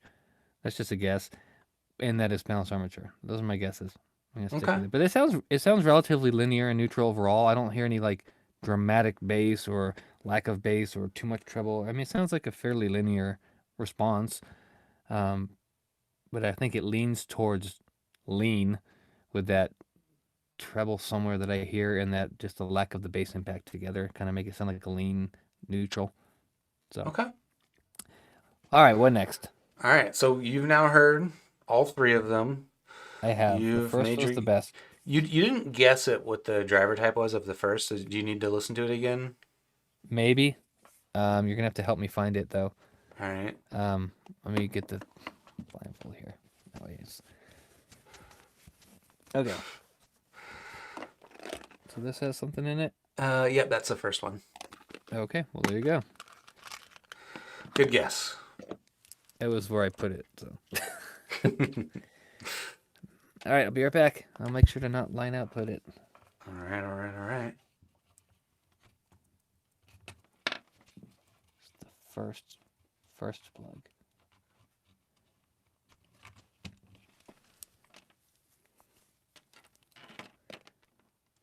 I'm just gonna set those down there for a second because I All have too right. many things going on here. Okay. Yeah, I hear you. I think you still there. Can you hear me? Hello, I hello. can. All right. I might destroy your cable here. I'm just gonna wrap this randomly. Oh Let's no, see. that is not a roadie wrap, sir. So there's hold on. How many boxes? 1, 2, 3 over here. Okay.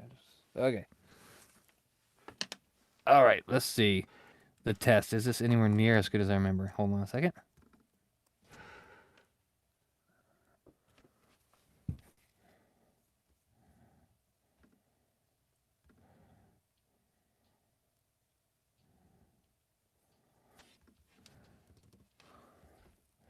And you're plugged into the right output. Yep. Okay.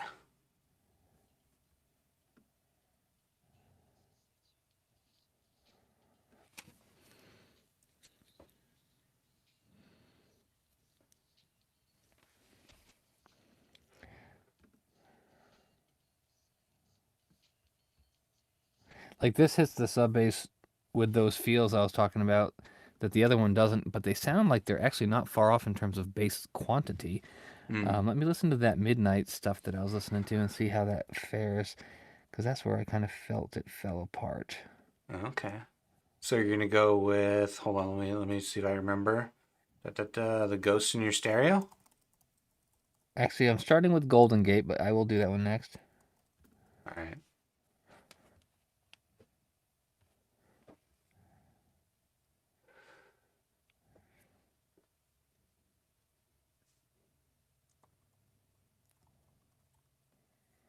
Okay, that one does good. I like that one. Mm-hmm. Ghost in your stereo. Here we go. That's already better. Better than the It hits last the one. delineation like the other one, but it has that sub bass presence that it's almost you can't even tell it's sub bass, but it's just there, and it makes it sound like full bodied. Okay. I love it. Such a good song too. All right, here we go. Does it hit the song?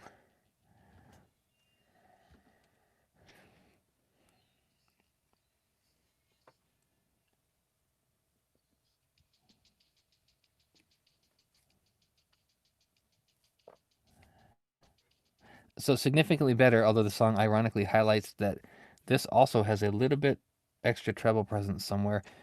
But I mean, it's smooth. The other one sounded like it was a little bit more like of a focused area, whereas this doesn't sound as much like it's a focused area. It could just be the leanness of the sound Mm-hmm. also, but I mean, it sounds really good. Like I'd say these are noticeably better to my ears in terms of their balance of all the areas. Let's go back to Fire in the Sky.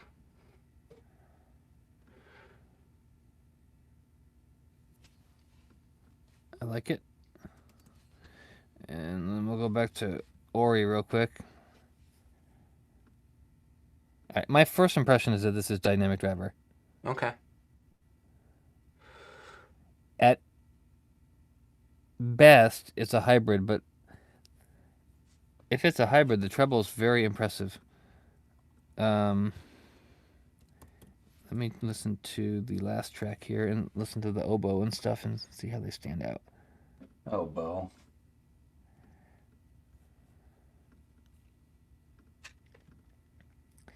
I'm gonna mute you for a second to really hear everything in detail here.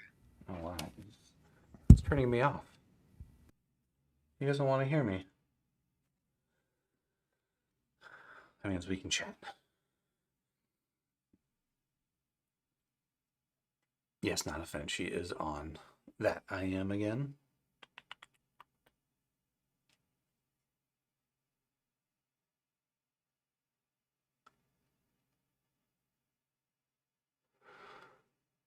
You can see him untangling his Katos, which is his like go-to reference set. Which, yeah, and given how much he likes the Kato, this is part of why I predicted that this is sussing out the way that it is. I'll just say that. This is. I think if you scroll back into chat, What's while that? he was. Oh, huh? Nothing? Hey, what's up? It said these sound awesome. Okay. I'm gonna switch to my Kato real quick. Hold on a second. Okay.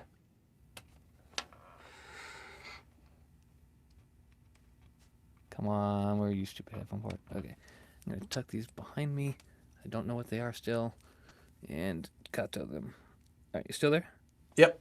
Are you still Okay, hold on there? 1 second. Yep. Okay. Oh, now I'm muted again. But yeah, if you scroll back in chat while he was listening to this the first time, I believe I predicted that this would be his favorite. Just because I know what his preferences are. Or I'm starting to get a good sense at least for what his preferences are.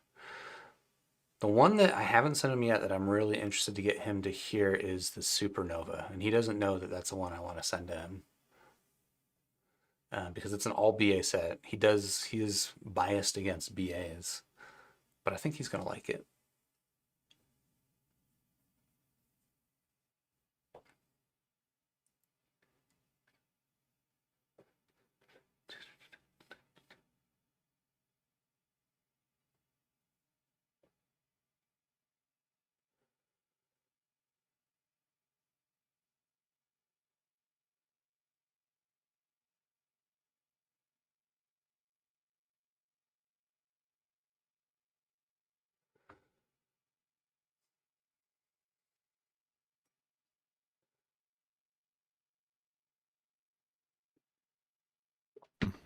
Dynamic driver, and they're really freaking close to the Kato. I would say they're the Kato. I think they have a better bass response than the Kato, but the treble is a toss up. I think the treble on the other ones sound a little bit more revealing and a little Yeah. bit more extended and clear, maybe. So I'd almost, on the surface, say, oh, these sound better than the Kato. But in songs like that, Ghost in the Stereo, the treble sounds more linearly smooth on the Kato to me. Like there's no like parts that stand out at all. It just sounds very, very linear. So I'm not sure. It's very, very slight difference though. I think it sounds like it's almost a slightly leaner version of the Kato, or at least similar with a better bass shelf. And the bass shelf that I like would make the Kato leaner naturally because it would cut out some of that mid bass. Mm. Um, so my final guess is probably a dynamic driver.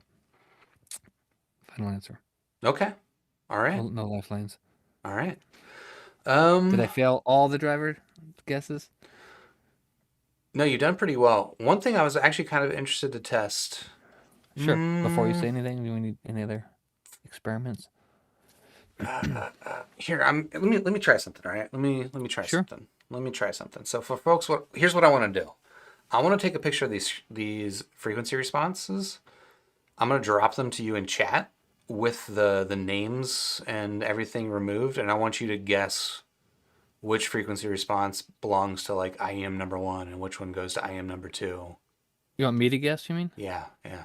Oh, so where am I going? I'll drop them into the Discord chat. Okay, cool. Hold on real quick. I So I have am. to place which one goes to which IEM. Yep, exactly. I can tell you right now, you can just not even send the one with the bass. All right, There's hold on. no way that's not excessive bass on a graph. All right, so I'm going to send these to you in chat. Don't. Okay, actually, I will send them all at once, so there won't be necessarily Order. um, any tell. These are not in any given order or any particular order. But Just you whichever. remember the order I listened to them in, right? Like Yeah, this was the first. The one around my neck is the first one. yeah. I have The good bass memory, one was Sean. the second. Okay. I don't know. I mean, maybe. I don't remember what I did like 5 seconds ago. So. Yeah, I get it. All right, and But you're not as old as me, are you? what are you, like a week older than me or something like that? I think so. Yeah. All right, We're actually like twins at birth that were separated, and no one ever told us. I don't know if you guys knew that, but that is actually literally true. All right, okay. Holy crap! What? so you're looking at three graphs. Yeah. Okay. Wait, are they all different colors? Can you do me a favor and remove that garbage target and put them on the dent target? No. Do you really I'm want me to? serious. Yeah, if you could. Fake It's target. hard. It's hard to look at your base response and like know what Nice. I'm looking at. Fake But I already have an target. idea of which is which. I'm gonna guess just right off the bat from the graph, the red one is the bassy one.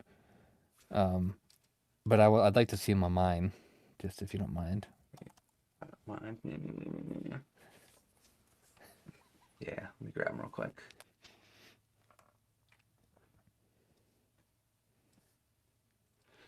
Okay, and then let me grab that real quick. All right, and before you start answering things, I'm gonna pull up some things on the stream so people at home can see what's going on.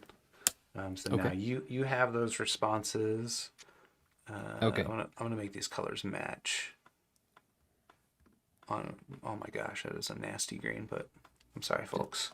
Just post mine back on the. Oh, what am I doing? I've got too many keyboards. Ooh, that's harsh. Interesting. It. Can I check something real quick? Hold on a second. I want to make sure. Oh wait, actually. Okay. You're not playing any tricks on me, are you? Correct. Be honest. I am not playing any tricks on you. Okay, so these are all legitimately the frequency responses, and the headphones are not modified in any way. Correct. Okay. Um,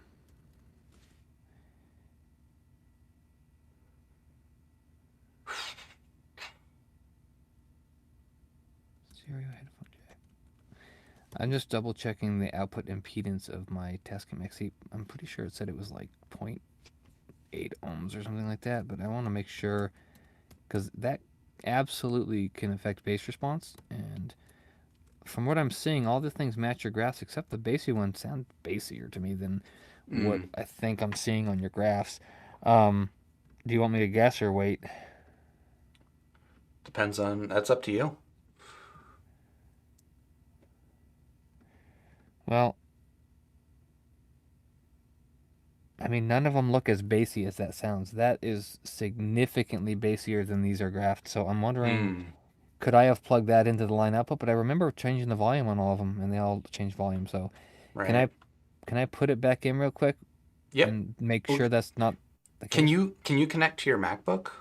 Like you won't hear me, Absolutely. Yeah. I assume. But yeah, that'll be a good way to. Yeah, I can do that. Okay. Okay. Just to make absolutely sure. I don't think that's the problem, though. I really don't. But who knows? Yeah. Do you know the output impedance of the MacBook, though? Because I don't think it's listed on the specs. I don't know, but I listen to stuff on my MacBook all the time. I assume it's. I never Fairly notice low. any differences. Yeah. Okay, I have Kato in my ears. Yeah. These are going to be... Okay. That's number one. Number uno. So the other one was You're looking for not number the one two. that's out. So I think it's... Oh, that's empty. It's not that one. I think it's this one, then? I think so, yeah. Does that look it? Yep. Okay. Hold on a second. This is always the fun part. I don't even understand how it gets tangled. I rolled it up. I rolled it up cleanly. I tried to pull it out cleanly. Maybe I didn't. Okay, that wasn't too bad. I'll be right back.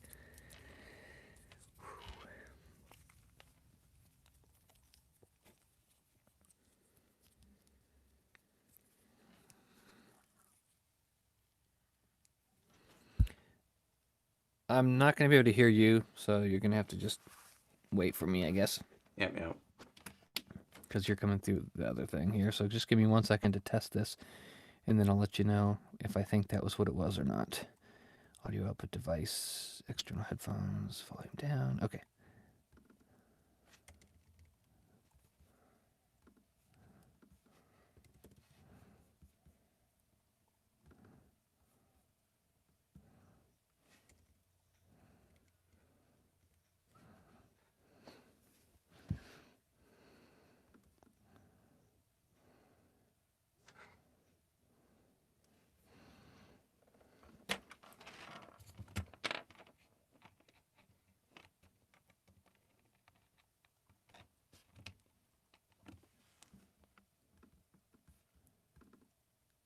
Oops.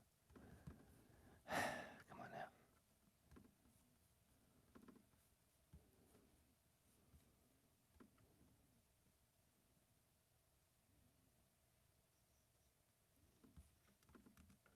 Dude, they sound completely different. Really? Yeah, no, they really do. So I think it's the impedance. Unless I plugged it into the line output on accident. Hold on a second. Make sure, double check. Quadruple check.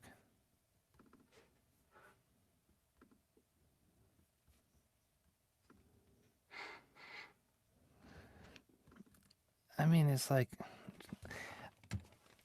One more time here.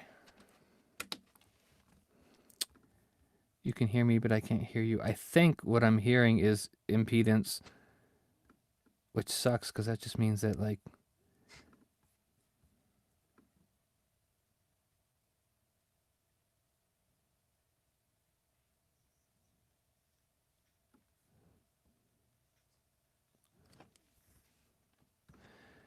I'm going to change my Discord output to my MacBook Pro real quick. Let's hope nothing breaks. Yeah, we'll see. What's the worst that can happen? Are you still there? Yeah, are you? Okay, so now I have you coming through so I can use my Mac instead. So I think it was in the line output. Because the headphone output sounded a lot closer. It might be I'm pretty sure it was the same. It's kind of hard switching back and forth that quick, but the line output definitely made them bassier, which kind of sucks because the good news is I don't think the line output does anything to the like response other than it just seems like it messes with the bass. Because I think that's what I saw with the other set, wasn't it? It says like the bass was out of phase or something. It said like the bass. So let me just listen to a few songs here and see if anything drastically sounds different. Okay.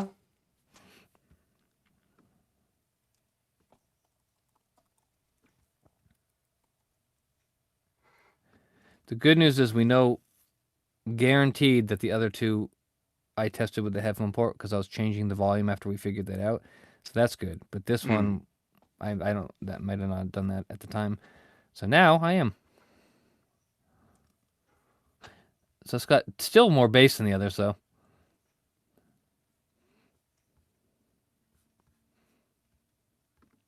So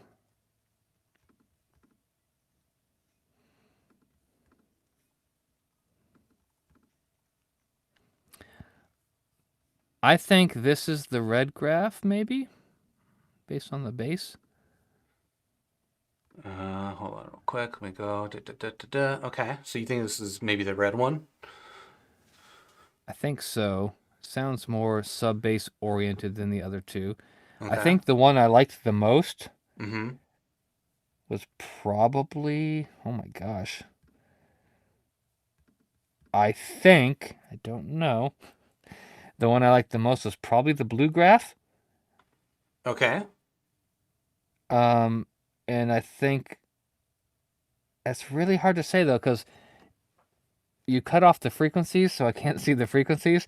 But the green one has a little bit of a bump in the treble, which is, I'm assuming 4 to 6K, which I think is where I said I heard a bump. And it's slight, but I'm wondering if that might be the one I heard the bump. If that's the case, then the blue one is the one that is the one I liked. However, looking at the graph, if I ignore that little bump, I think the bass of the green one in the lower treble looks more like what I thought the nicer one sounded like, if that makes any Mm. sense. Um, but treble extension wise, the green one has a more noticeable dip and bump, although it's after 10K, it's kind of hard to measure. Yep. Um, which one did I say was a dynamic driver for sure? That one. Or sorry, the first one. Man, if I had to guess, Mm-hmm. and I'm And you just gonna do. guess, I think the blue one is the first one that I like the most. The green one is the one I like the second best, and the red one is the bassier one. All That's right. my guess. Although honestly, the red one is hard because it does have a little bit more bass. Why is Logic bouncing at me? No, leave me alone. Um, the bass much more accurately represents my curve, Mm. even though it's a little bit more than the response, and the treble more matches the curve of the treble without any major dips or peaks. So I could see that that might give the impression that it's a little bit brighter and therefore balance the bass nicely, which that could be the first set. They're all pretty damn close. I mean, honestly, Yeah, I mean that I was mean, actually something that the listener pointed out here in the chat was that I sent you three sets that all graph pretty similarly. I mean, yeah. there are differences, but The purely biggest as thing I think I'm hearing, I bet you if you let me listen to them now, looking at the graph, I could probably pinpoint which one's which. right. So I don't know if you want to waste that time or I'll just make a Nope, guess. nope. Okay. So It, I'm gonna go with final answer. final answer. The first one I listened to is probably damn. It's gonna be the red or the blue. Okay. No, the green. No, the green. It's They all probably have one of. It's probably for it's sure one of those three. yeah, it's one of those two.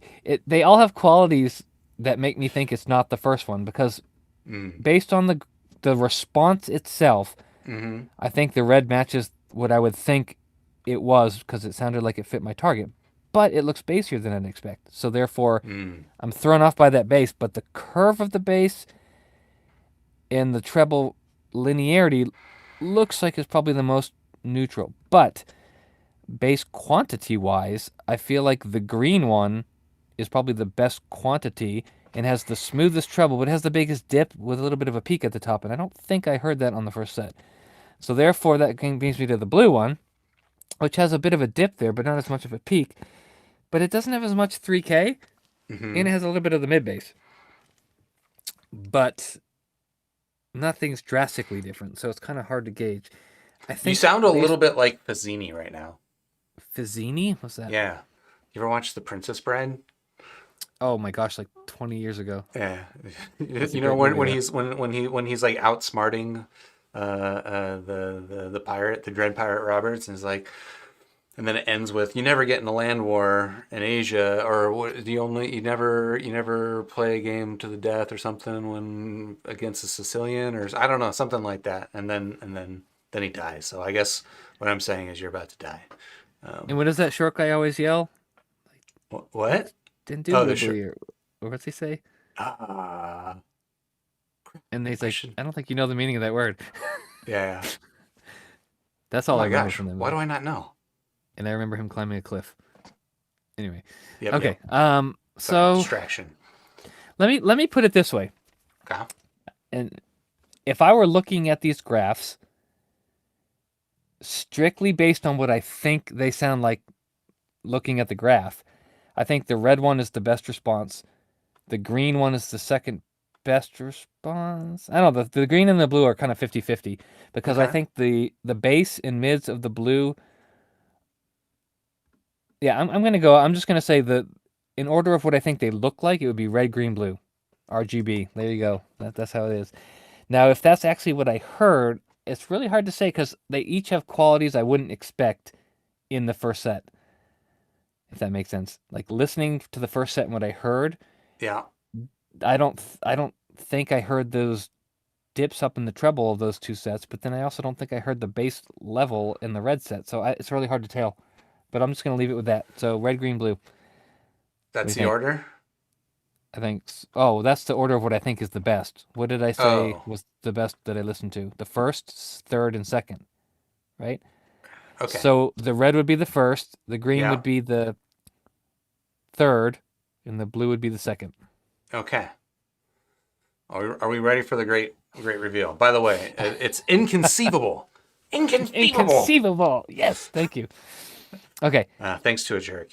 that is my final answer, though. I really, if I had to think about it, hearing and visually, that's a guess. All Probably right. wrong, but that's my guess. All right. I think this is now the moment. This is now the grand reveal. Drum roll. All right. So the good news, Sean. The good I news, got them Sean. all wrong. The good news. Yeah, while you were listening to them and describing like the frequency responses and stuff, I think you were pretty spot on. I think people in the chat were pretty impressed with your ability to pick that out. I think all the driver configurations you got pretty good too. So the first one you listen to is a dynamic driver. Yeah. The second one you listen to is a dual dynamic driver. Really? Are you serious? Yeah. Interesting. And the third one is a tribrid. What did I say? You guessed it might have been an all balanced armature because the bass is a Okay. little bit foofy. But that's actually a tribrid. So it's a dynamic driver bass, balanced armature mid range, and EST in the treble. But I find Interesting. ESTs Interesting. and BAs hard to tell apart. Yeah. It's funny because I couldn't place it, and that might have been the EST throwing me off. Mm, I think they're yeah, slightly different, but I don't know how. But they're yeah, both different than dynamic. Like they have a yeah. more similar than dynamic. Yep, So yep. if I had to guess, with that said, Mm-hmm. I think the blue one is the double dynamic. Okay. No? Yes? No? Only because I think the inflection point at about 150 hertz or whatever, that Yeah. looks like the telltale sign of a second driver. But maybe not. That could be the tribrid. But I have no idea. I'm going to stick with what I said, though. Red, green, Yeah. blue. So, well, yeah. So, and this is where the bad news comes. All of them are wrong. You did get that one right. So the first one you listen to is the green. Is that what I said? No, you said it red. Okay, I was going to say, I thought. Yeah. Oh, okay. You're not saying that I was right. You're saying that's what it was. Gotcha. Correct. Yeah. Okay. So the first one. The second one was the blue one, and the Okay, third that's the one was the bassy red one. one. Okay. Now I will say, I'm just noting, Uh-huh. I did think that the green looked the smoothest, which I thought fit the first one in that regard. Mm-hmm. But it's what threw me off was that little bump in the 4K or whatever that is, and then that dip up top. Here's the thing, though, and I'm going to stand by this because I say this all the time. My ears may not have heard that dip because that resonance peak may have filled that right in for me. Yep. Yeah. Totally. So that would make perfect sense if that filled that in and was more linear. Okay. So was the blue one the dual dynamic? Correct. Yeah. Okay. That makes sense. I mean, that's how they tune that bass, like clearly, Yep. which I like. I mean, it's a nice tuning. But it was a little bit much. I think is in that like 100 hertz region. Sounds like a little bit bassy to me. Not much though. After we heard it correctly, it was better, but still a little bit. Is that? Can I guess what they are? Yeah. I mean, do you know that I'm familiar with them enough to know? Like, is it a model I've heard of? I guess is my question. Yeah. These are Or are all these three like models you've heard of. Yeah. they are? Yeah. Are they all new? Relatively new models?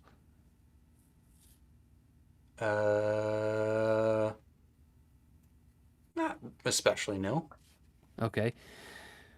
None I've of them are heard of super. I them. mean, none of them are older than Okay. like a year and a half. You will make me so happy, Uh huh.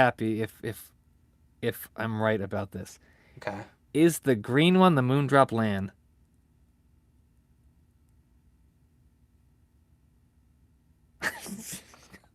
Yes, no?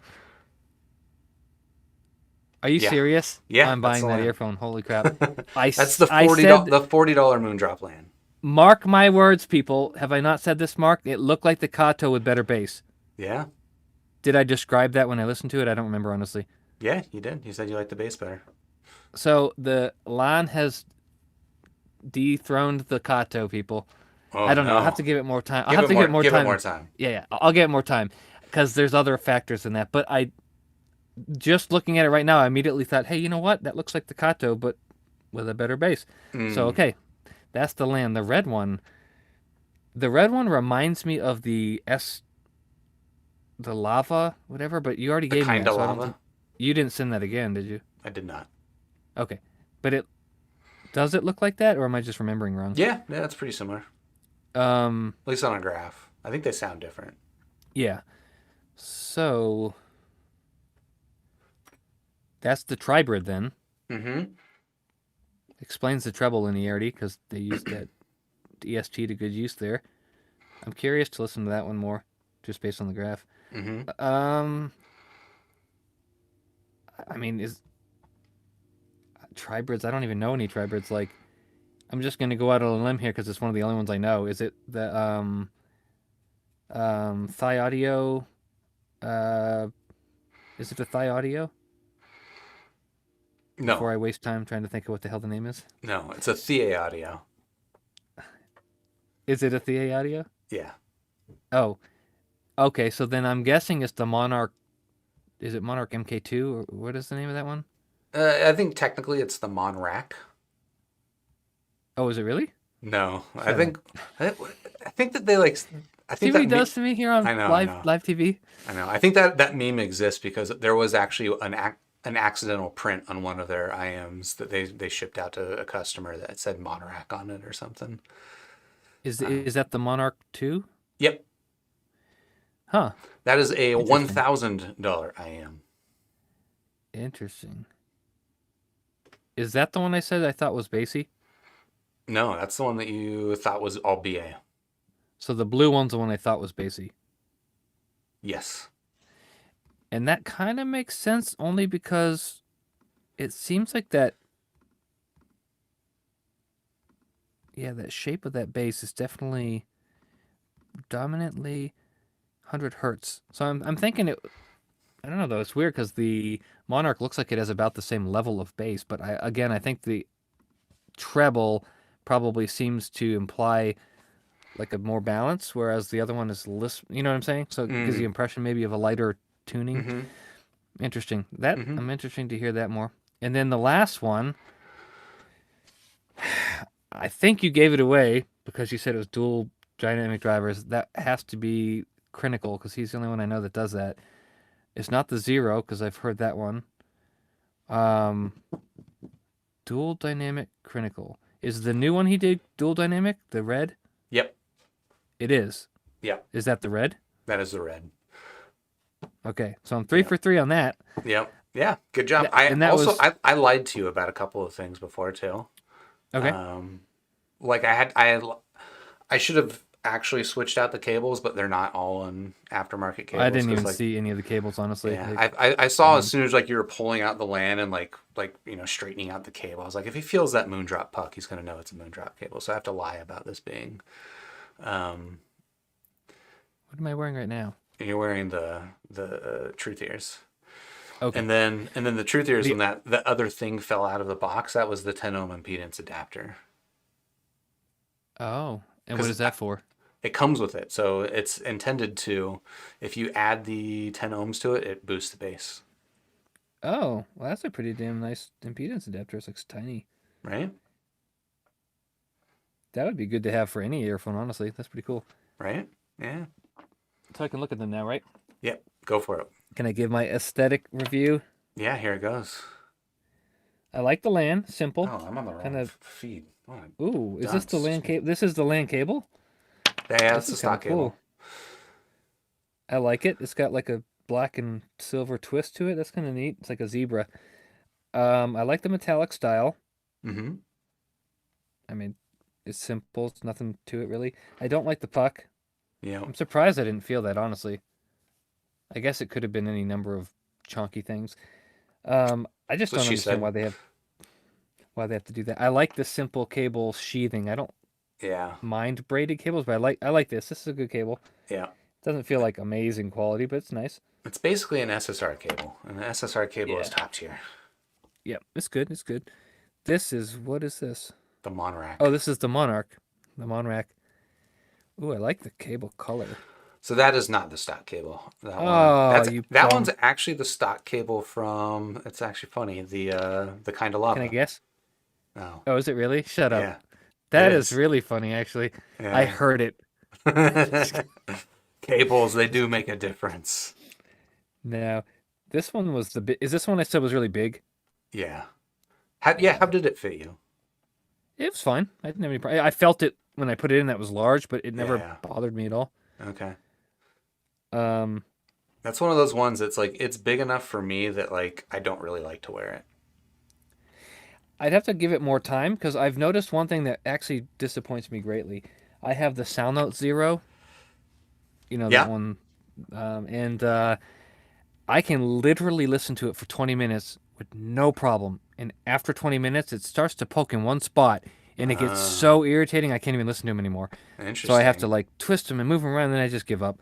Yeah. Um, Hotspot. so those are an awesome set, but like for my ears, they're not the best fit. Hmm. The Kato is my favorite IEM in terms of fit, I think ever. They're not like too heavy, they're not too light, they're just kind of medium, but they don't touch anything in my ear, but they also fit my ear securely. So they're a really good balance. These here fit pretty good. I don't feel anything. What are these? Are these the truth here you said? Yep. Or whatever it's called? Yeah, Zero red. these weigh nothing. Are you sure there's drivers in these? Wow, they are so light, like Yeah, literally. they are. Um, oh, let me look at these. It's red. That's not what I expected. I mean, they're red, but they almost look more like a. I thought they would look more like the other toothier one, Mm. the flat hexa or whatever it is, Right, right. but they do not. Um, Cable's okay. It's kind of just your average twisty braid cable. It's not bad. Is it weird that the That cable is like stretchy? Like if you pull oh, on that it, is weird. What the yeah. heck? Like the further apart your hands are too, like the Yeah, points, it's like, I think it's just because it's such a tight braid rather than like a loose braid. It gives itself to mm, being pulled out a little bit. My mm. favorite braided cable of all time is this. I love this cable. This is the one that came with the Prisma Azul. Oh, is that the cable you got on there? Okay. I put this on every headphone I use because it's so soft and it's The braided, but it feels like a single sheath cable. mm-hmm, So what I like about it is I can literally wrap this into like the size of nothing, mm-hmm, and it's soft and pliable, and it has no real cable noise to it at all. mm-hmm. So I like this one a lot, and I think you can buy it for like $50, but I don't know if he's selling them right now. He might not be anymore. Yeah, the No, Weiss cable, or is it the Vice? I don't know. I do not know. This one, again, I think I like this cable. It's pretty good. It has more of a like plasticky rubber feel to it, Mm-hmm. but it's pretty soft. It's just that kind of kills me. In real use, it probably doesn't matter, but I just, practically speaking, I don't really care for having big, chunky things on it. Yeah, Okay, I've so I've I've definitely gotten used to that puck, having used the SSR cable and a bunch of IMs for a long time. I guess I did reasonably well. I You failed did. I horribly in think you some did really areas. well. No, I think you did Um, actually. I think you. I would give you an A minus. I was expecting that I would more easily guess the graphs, honestly. Well, I mean that. Analyzing them the way we do, it makes sense, and you can see what I mean, I picked which model was which, so that alone shows the graph, pointed to the Mm, models or whatever.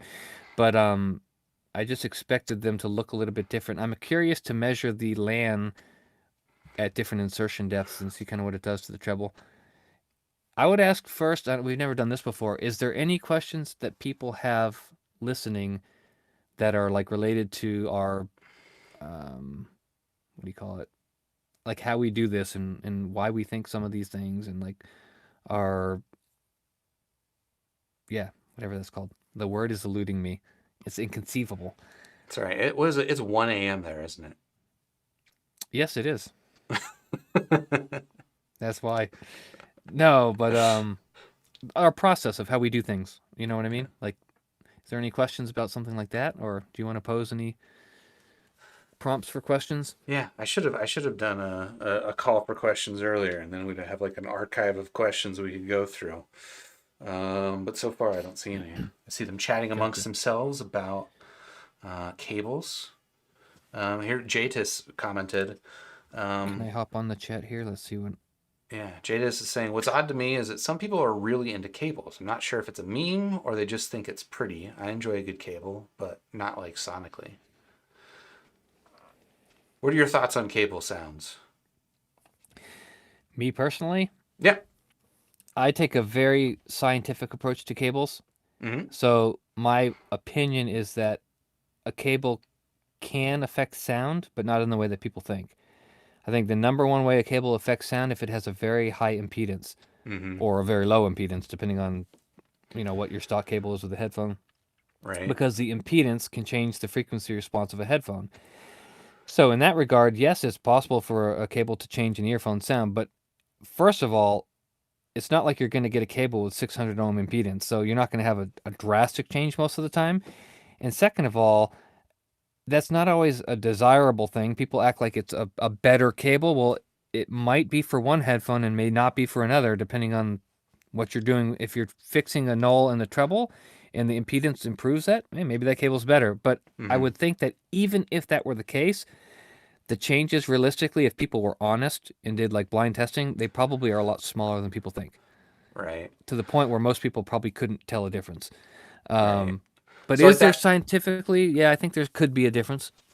Yeah. So like that, I mentioned the Truth Ear Zero that you got. It came with a 10 ohm impedance adapter in it, right? So when you Right. put that on the cable, it basically turns that cable into a 10 ohm cable, which is very Right. high impedance for a cable. Most cables, Yeah. and this is a thing you can measure at home fairly easily with Yep. a multimeter.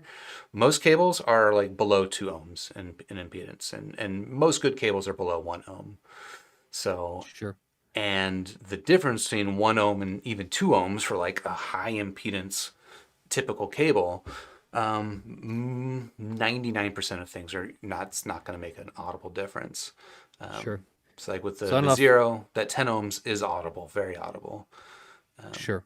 Yeah. Now, what is the impedance of the zero, the IEM itself? I don't know. Well, let's find out, because one thing just to kind of go over impedance, tooth ear, sorry, the red, right? You said Yep. tooth ear red specs.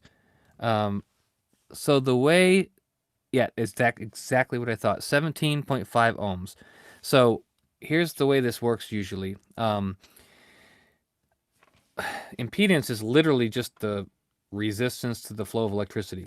Now, in earphones, it gets a little more complicated than that because it's the resistance to the flow of electricity, but at certain frequencies. So if you look at an impedance graph on a headphone, a lot of times it's not like a straight line. You'll see that it Mm. affects certain frequencies based on, like if you add that 10 ohm adapter, I'm assuming it adds bass to the earphone. So what that's doing is it's affecting the resistance of the flow of electricity at frequencies that cause that response to change. So the general rule, if I'm not mistaken, is that 1/8 the impedance of your earphone is typically considered what you need for it to not really affect the sound much. So if you have an earphone that's 16 or 17 impedance, 17 ohms like the Truth Ear, 1 ohm is not going to affect the sound of that. But if you add a 10 ohm adapter, well, now your impedance versus your earphone is roughly 1/2. That's going to affect the sound. So most earphones out there are 16 to 32 ohms, most of them. There's a Mm-hmm. lot that are exceptions, but so with that being said, cable's never going to affect that sound. Just never going to, you're never going to have, because the resistance of the cable is due to the thickness of the copper, like the gauge of the cable and how much oxygen purity it is and that kind of stuff, which has a very minor effect. Whereas the impedance adapter, this is an actual resistor. There's a resistor Mm-hmm. inside of this that adds resistance. So, I mean, long story short, cables are going to have a very minor effect and only on earphones that generally have an impedance that would be low enough to have an effect. The only difference with that is balanced armatures are much more prone to fluctuations than dynamic drivers. And that's a whole science that I don't even want to get into because I don't understand it all myself. But I know that if you were to put a balanced armature and a dynamic driver together, the dynamic driver is almost always going to be less affected by impedance than a balanced armature. Um, so anyway, Yep, yep. To the point where I would say you could put an impedance adapter on a dynamic driver, and most of the time it's not going to affect it because they're of a significant driver impedance, whereas the truth there is pretty low at 17 ohms. So, Yep. um, yeah. Anyway, not to blather on about that, but if you've ever used a headphone adapter that has like a volume knob in it, if you pay attention, sometimes you'll hear it actually changes the sound of the headphone because that volume knob is literally a resistor. So it's Mm, adding impedance as you adjust the resistor, the potentiometer. So be careful with those. Like if you have the Shure 846, I think it is, that thing is stupid low impedance. mm. So you need to make sure you have less than 1 ohm with that if you have the Shure 846, or you're going to swing the frequency response a lot. Oh, interesting. Yeah, I Huh. want to say that thing was like 5 ohms or something crazy. I'm still here. You can keep talking. I was looking for something. That's okay. Um, I want to find that real quick. Now I'm curious. You were talking about volume adjustment. I don't know if you probably can't hear me very well. Let me get back to my seat. I actually bought like a COS volume adapter or volume I control probably know the wheel. one you're talking about. Yep. Yeah, and I believe that works that way. So like at lower volumes, it's increasing the impedance. Right. And that's how it changes the volume. It literally says there's more resistance, so less volume comes through. So at low volumes, it's a higher impedance. Um, I'm not really sure where to find that. 9 ohms. So the Shure 846 is 9 ohms. So that's really For a low. So you can headphone? see, Oh no, that's an yeah, IEM. Yeah, I am, right. yeah, So you can see if you had an output that was like 4 ohms, yeah. Mm-hmm. that's already going to affect the impedance. And nowadays with a lot of amplifiers and audiophile gear, pretty much every manufacturer's kind of aware of that, and they aim headphones to be 1 ohm or less as kind of their target. But Mm-hmm. like that is not true of all audio equipment. Like if you had an old tape deck or a Sony CD player, I mean, you might be in a 32 ohm output or 300 ohm output. You don't know. So that could drastically change the sound of your earphones. So good question though. Yeah. Lewis is saying I would sell my C2 metallic shells never again. Lewis, what's your beef with metallic shells? And Sean, do you have a preference for metallic shells versus plastic shells versus? There is one thing I don't like about metallic shells that is a really true thing for me, and I get electrocuted from static discharge all the time. Oh wow. Like if I'm at my computer and I like at my carpet, I have a chair on my carpet and I slide my chair back, it like zaps in my ears. It doesn't hurt me or anything, but and I that's super annoying, and it happens with anything that's like Oh, metallic like that. interesting. And that doesn't happen with plastic. So Huh. that's annoying, but it's never been to the point where I've thought, screw this, I'm not having a metal earphone. It's just when I'm on my computer now, I'm cautious when I move my chair. That's funny. Um, I don't know if that's why he doesn't like them or if there's something else. Listener wants to know what's your favorite over-ear headphones. We did talk about this kind of a little bit earlier, but I guess you didn't explicitly say which was your favorite. I would have to say, and I have to preface this by saying they're not perfect, but my all-time favorite is probably the Sennheiser HD600. Um, I have one right here too. Yeah. The close second would probably be the AKG Q701. Um, Okay.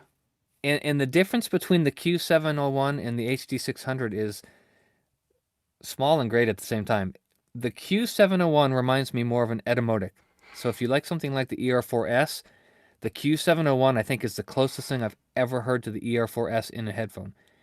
It's literally the very forward lower treble like an etymotic with a very linear bass but just not a lot of bass. So it's got tight deep sub bass but it's not very loud. The ER4S has that similar kind of a tonality. The HT600 has a little bit more warmer bass, a little bit smoother treble, and I would argue is probably a little bit more referenced than the Q701.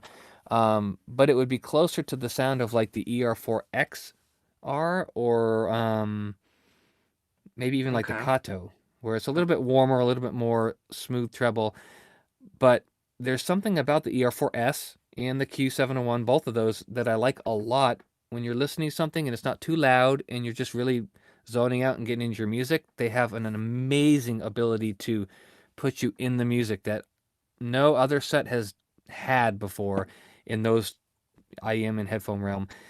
But for general listening, I think the Q701 is more fatiguing, especially if you're listening to rock or pop or something like that. So the Sennheiser HJ600 is so close to them, but does nothing wrong in terms of fatigue or anything like that, that I could listen to them forever with any music. So that's my pick. HD600. Second would probably be Q701. And don't be fooled. That is not the same as you'll see online that people say, oh, that's the same as the K612 or the this or the that or the. There's no AKG that I've seen that measures the same as the Q701. Quincy Jones tuned that thing with AKG, and he got it so that the bass and the treble were just a lot more linear than those other sets that you see. And even though it has the AKG tuning with that kind of sound that they have, it's just more neutral in my opinion. So it's definitely the best AKG. So Is there like a caveat with the Q701? Like, is that one of the those ones reason, that like the cable is not replaceable, or is anything goofy like no, that? it's got a Or replaceable cable. okay, The big caveat for me personally, and this is actually the only reason I don't own them, yeah, is they're really, really comfortable, but they're too big for my head. okay, So they have this elaborate thing where they have like this band that goes on your head, and then the earphones are connected with these metal wire bands that go above that. And what happens on my head is the earphones fall down past my ears because they're so big. So I tighten them up as much as possible, and I have to literally like hold them on my ears almost because they just want to fall down. So what I ended up doing when I had them is like constantly trying to like get them right in the right position and then just leave them alone. But it was like they'd just fall down, and for me that just didn't work, so I sold them. But if it weren't for that, I probably would still have them as an alternate set just to okay. have some variety. But It looks like it comes in silver or white. That white color looks kind of it comes cool. in white and black and green. Like I had the green set actually, which Oh, I wasn't like yay green, but they had a good price and I bought them, and I don't really care what they look like honestly. fair. All right. I was gonna make a special request, Sean. Sure. So while you were listening, you described a bunch of songs. Okay. Would you like to play any of them for us? Play any of my songs No, the songs that I that you were that I listening to, picked like out? the midnight one, like the midnight ones. I'm kind of curious to hear because I haven't heard that album yet. I don't think Play it how? Copyright on the strike? road on the Oh, okay. roads. I was like, I think I'd be copyright struck Yeah, yeah. if I did that. I don't mind doing that if people have the desire to hear it and aren't itching to get out of here. No, I mean we don't you don't have to do it forever, but I Okay, want let me plug my headphones back into here so I can actually to. Oh reach the right, roads right. because it's not going to reach without this tasking. Sundara's asking what's your opinion of the I'm going to switch to my Audio trusty Technica. Kato. You probably can't hear me right now.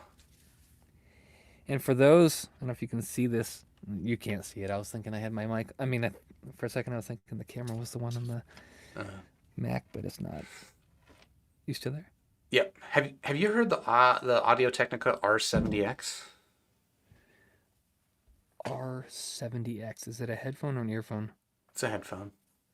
I don't know. I've heard a bunch of Audio Technicas, like probably like 10 of them. I've heard the M50, the M50X. I've heard the ATH 550, I think it is. What was the Okay. number? R70X. I don't It's an think open so. back. It No, I have almost not heard. fits like a on ear, but I think it's supposed to be over ear. It's really Okay. light clamp. Like it's just like this thing that almost just kind of like floats in your head. Gotcha. No, I have not heard that. The only open back AKGs I've ever heard are the Q701 and the K. Sorry, it was Audio Technica. Oh, I'm sorry, Audio Technica. Yeah, no, the only ones I've heard are the closed backs, like the ATH and the Hmm. M50s and things like that. Which, just since we're talking about it, the M50 and the M50X are great headphones for the price. They're not to the level of the 600. However, they're closed back. So if you want something that's relatively neutral, maybe a little bit more U-shaped, and you want something that's closed back to block out sound, they're actually pretty good and they're not very expensive. So don't listen to them and say these don't sound reference because I'm not saying they're like perfectly referenced, but they don't do anything bad. They're not like a lot of headphones where they're way too bassy or they have really bad treble peaks or anything like that. They're fairly smooth in their response with a little bit of a U shape. Um, but they sound pretty good. I mean, I know a lot of like indie producers and stuff that use Mm-hmm. them because Yeah. they're just an inexpensive way to get into a closed back that sounds good. Yeah. I gotta be honest, I hate that headphone, but you're right that a lot of people use it. Yeah, I wouldn't want it myself because I'm too picky. But again, for the price, I think they're a good. They don't do anything objectionably wrong for the price. The only issue I had with the 50 myself is ironically the opposite of the AKG. They were too small for my ears, like holes. Mm. So I constantly was trying to get my ear into the hole of the earphone. Mm-hmm. Now, I don't know if I have big ears or if that's just the earphone, but so here we go. What do you want to hear, Mark? I want to hear the midnight. The midnight. Which midnight? Let's Well, see. you're talking about Golden Gate or Golden something? Let's see. I don't know if I ever played that one, but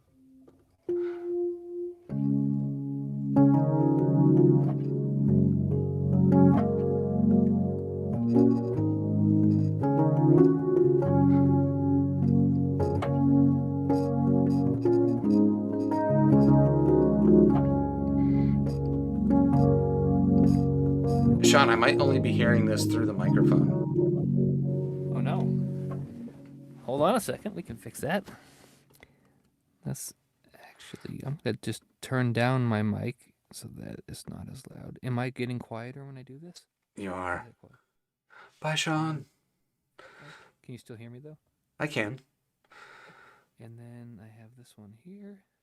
Do you hear that?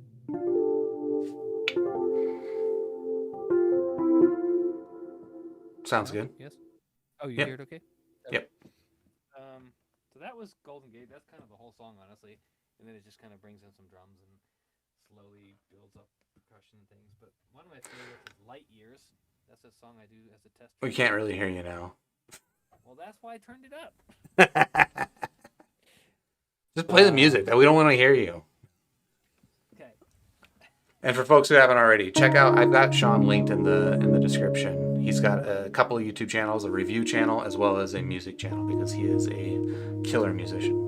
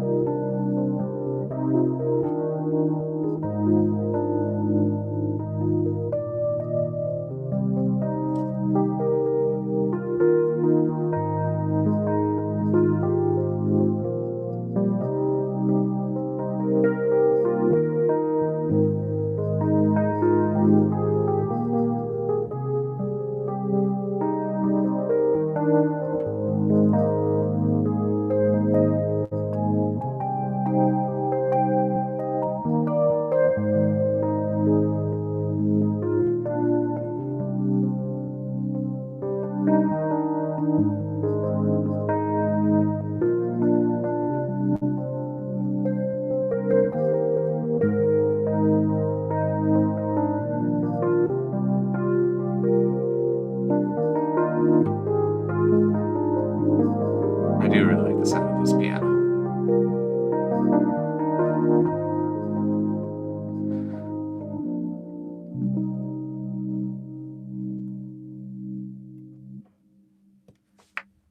Can you hear me from here? Beautiful, beautiful. That was Light Years. Light years. Okay. Yeah, let me turn you up a little bit. How's that? Yeah, Light Years by the Midnight. Any other requests? I could play this thing forever. This is a Fender Rhodes Mark One, so it's a '70s suitcase EP. That's what they call it, like electronic piano.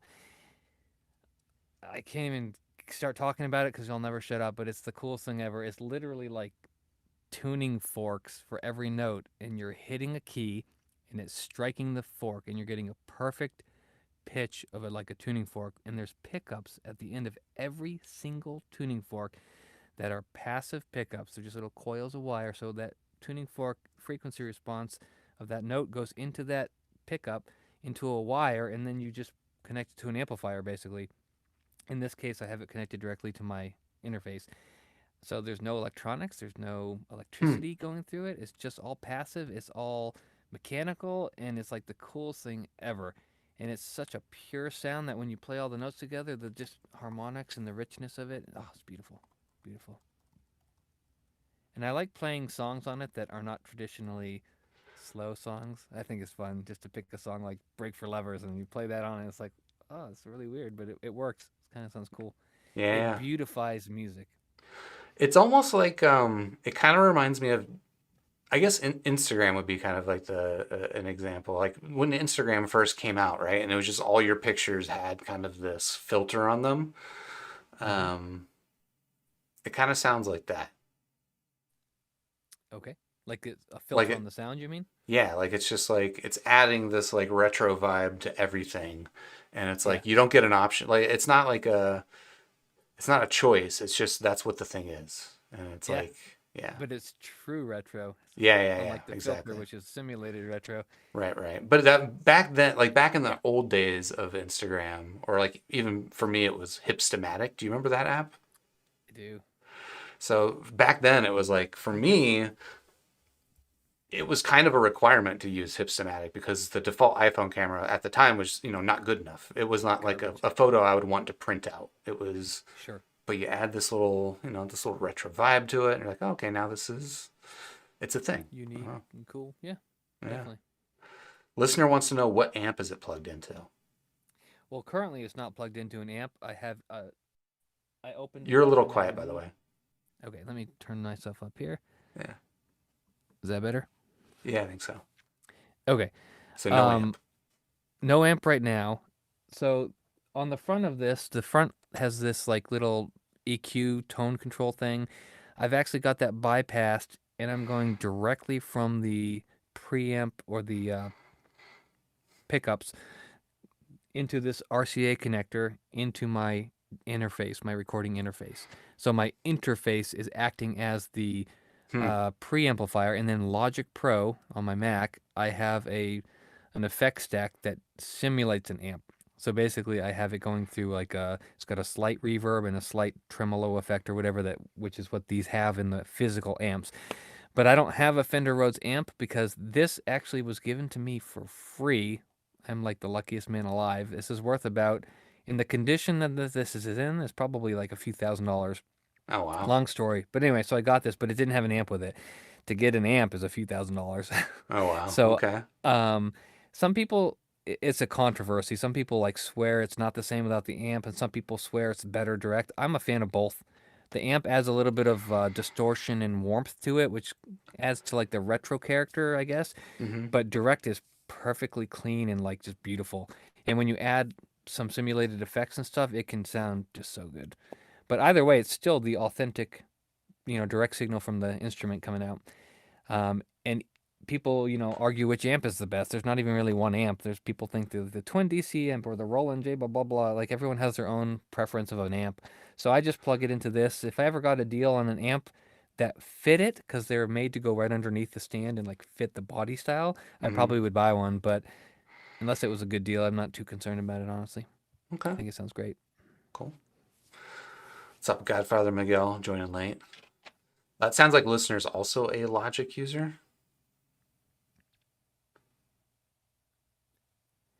Yeah, I love Logic. I think this is a bold statement, but I think it's better than Pro Tools. Um, in the same way, most Apple software is not most, some Apple software is easy to use but powerful. Mm. Pro Tools can do a lot of stuff, but Logic does it in a more elegant way. And I would even argue there's some things that Logic can do that Pro Tools can't do, and vice versa. So they're kind of like the two industry standards. But I really like Logic for its ease of use when it comes to complex editing. And if you don't know what I mean, like I can take someone's vocal, not that I do this, but I can take someone's vocal and hit a button, and immediately every pitch and all the timing is laid out in a simple waveform, and I can just click and drag, move someone's voice up and down at a whim, like easily. To do that in Pro Tools, you need a plugin called Melodyne, and it's based on the same type of engine, but it just Logic makes it easier. It's like integrated and seamless and fast. It's like hit a button and it's on. There's no processing. It's real time, and I love it. It's great.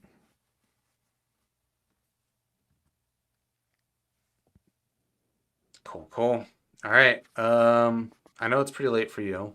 It's getting late for me. Well, actually, yeah, this is pretty definitely past my bedtime.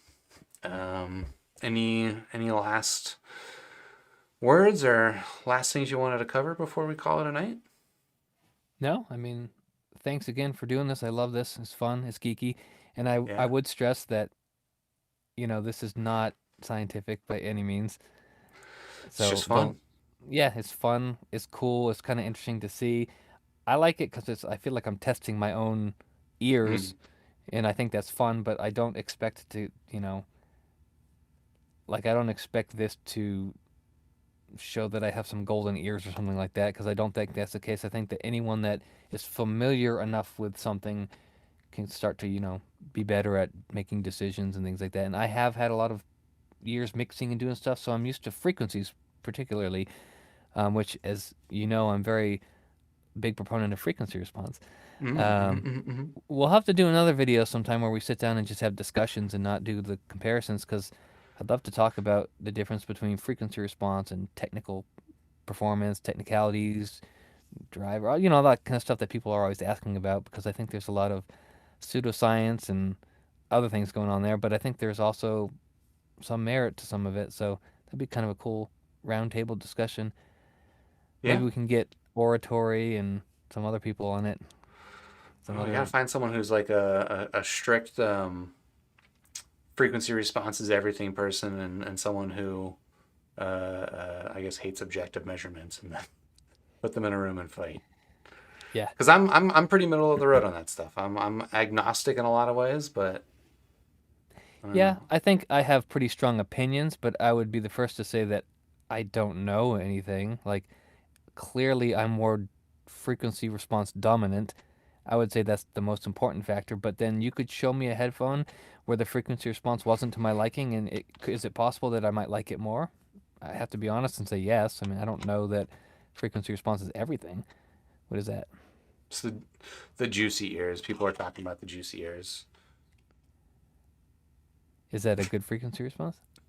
It is actually. Yeah, yeah. This is Oh, a okay. this is a newish IEM from a brand that has an awful name. The JUZ ear. I don't Yeah. the Juz ear. See, this is why this relationship is really good because I don't have to know anything about IAMs.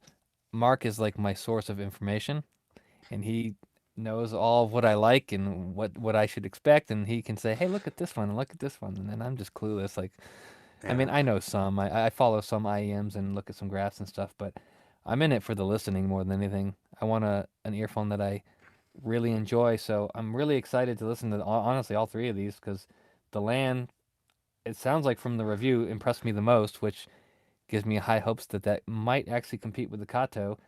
And if it does, that is a great recommendation because it's cheap. yeah, And then the other two also, I mean, I'm super interested in the Monrack because I mean the response looks really good. So maybe with some more listening, I'll find that I like it more. I'm not sure. yeah. Worth playing around too with tips on that one, just because of the fit. I don't know. With all of For them, honestly, yeah. Yeah, true, true. But yeah, with the Monarch, I specifically I struggled with fit. Still do, but I think the tips that I put on there right now, I think are JVC spiral dots, and those are the ones that ended up working the best for me. But Yep, they are. cool. Yeah, and one last thing I'll say too is, I go through test tracks, and I'm sure you do the same thing when you listen to music, and a lot of my test tracks are designed or chosen because of specific traits that they exhibit that show flaws or positives in an earphone response. And, even if I listen to 30 songs, I still haven't listened to everything and I haven't possibly revealed every nuance that might come out when I'm listening to music in a normal listening session.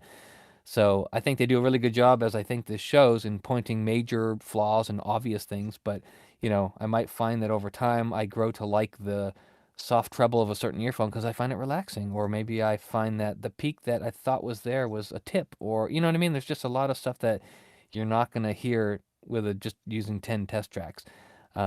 So that's why I usually will do, like, I'll probably in a few weeks post a follow up video where I kind of say how I've acclimated to these and what they sound like, and that's I would trust that for my review more than I would trust this, Hmm. um, because I'm more comfortable with knowing I'm familiar with the sound and can give a little bit better of assessment. So anyway, Yeah, yeah. but yeah, And no, that's thank you again, Mark, a good reason to subscribe to Sean. Link in the description. and Sean Ivry. Go buy my album on Bandcamp. There you go. Do that too. Shameless self plug. I'm actually going to be recording a Rhodes album at some point, so if you Nice. like the sound of that thing, That'd I'm be awesome. actually. Did I tell you about that, No. John? I don't want to keep us going here, but real quick, there's a guy that I bought a rain recording from. He's a uh, nature recording artist, so he goes out Okay. in the wild with a rig and like records all these nature sounds. So if you listen to my album that I released last, it was Piano with Rain. That was his rain recording. Well, I kind of talked to him, and we're in the progress right now of forming our own record label where we're going to basically release music with nature. So Hmm. it's gonna probably not be like a highlighted Sean Ivory thing because I don't want that to be like my own thing. But together we're gonna have this little record label where we produce, Piano and Rain, and I was thinking of having like the roads with the ocean and stuff like that. So there's probably gonna be an album coming out soon with the roads in that sound effect kind of background. And then the Sean Ivory will probably continue to be predominantly piano, but so Cool. just FYI, Cool. Looking forward to that, man. Yeah. maybe I can talk to Men I Trust and get some rights to use the Break for Lovers. Yeah. Yeah. I have no idea how any of that stuff works, but I trust that you can make it happen. We'll see. We'll see. Cool. Cool All right. beans. Well, I'm gonna sign off. Unless you have any last, you gotta say something. We good? I mean, Dent Review's target is better. Have a good night, everybody. See you later. And on that note, and on that bombshell, good night. That was the Top Gear ending. All right, bye, folks.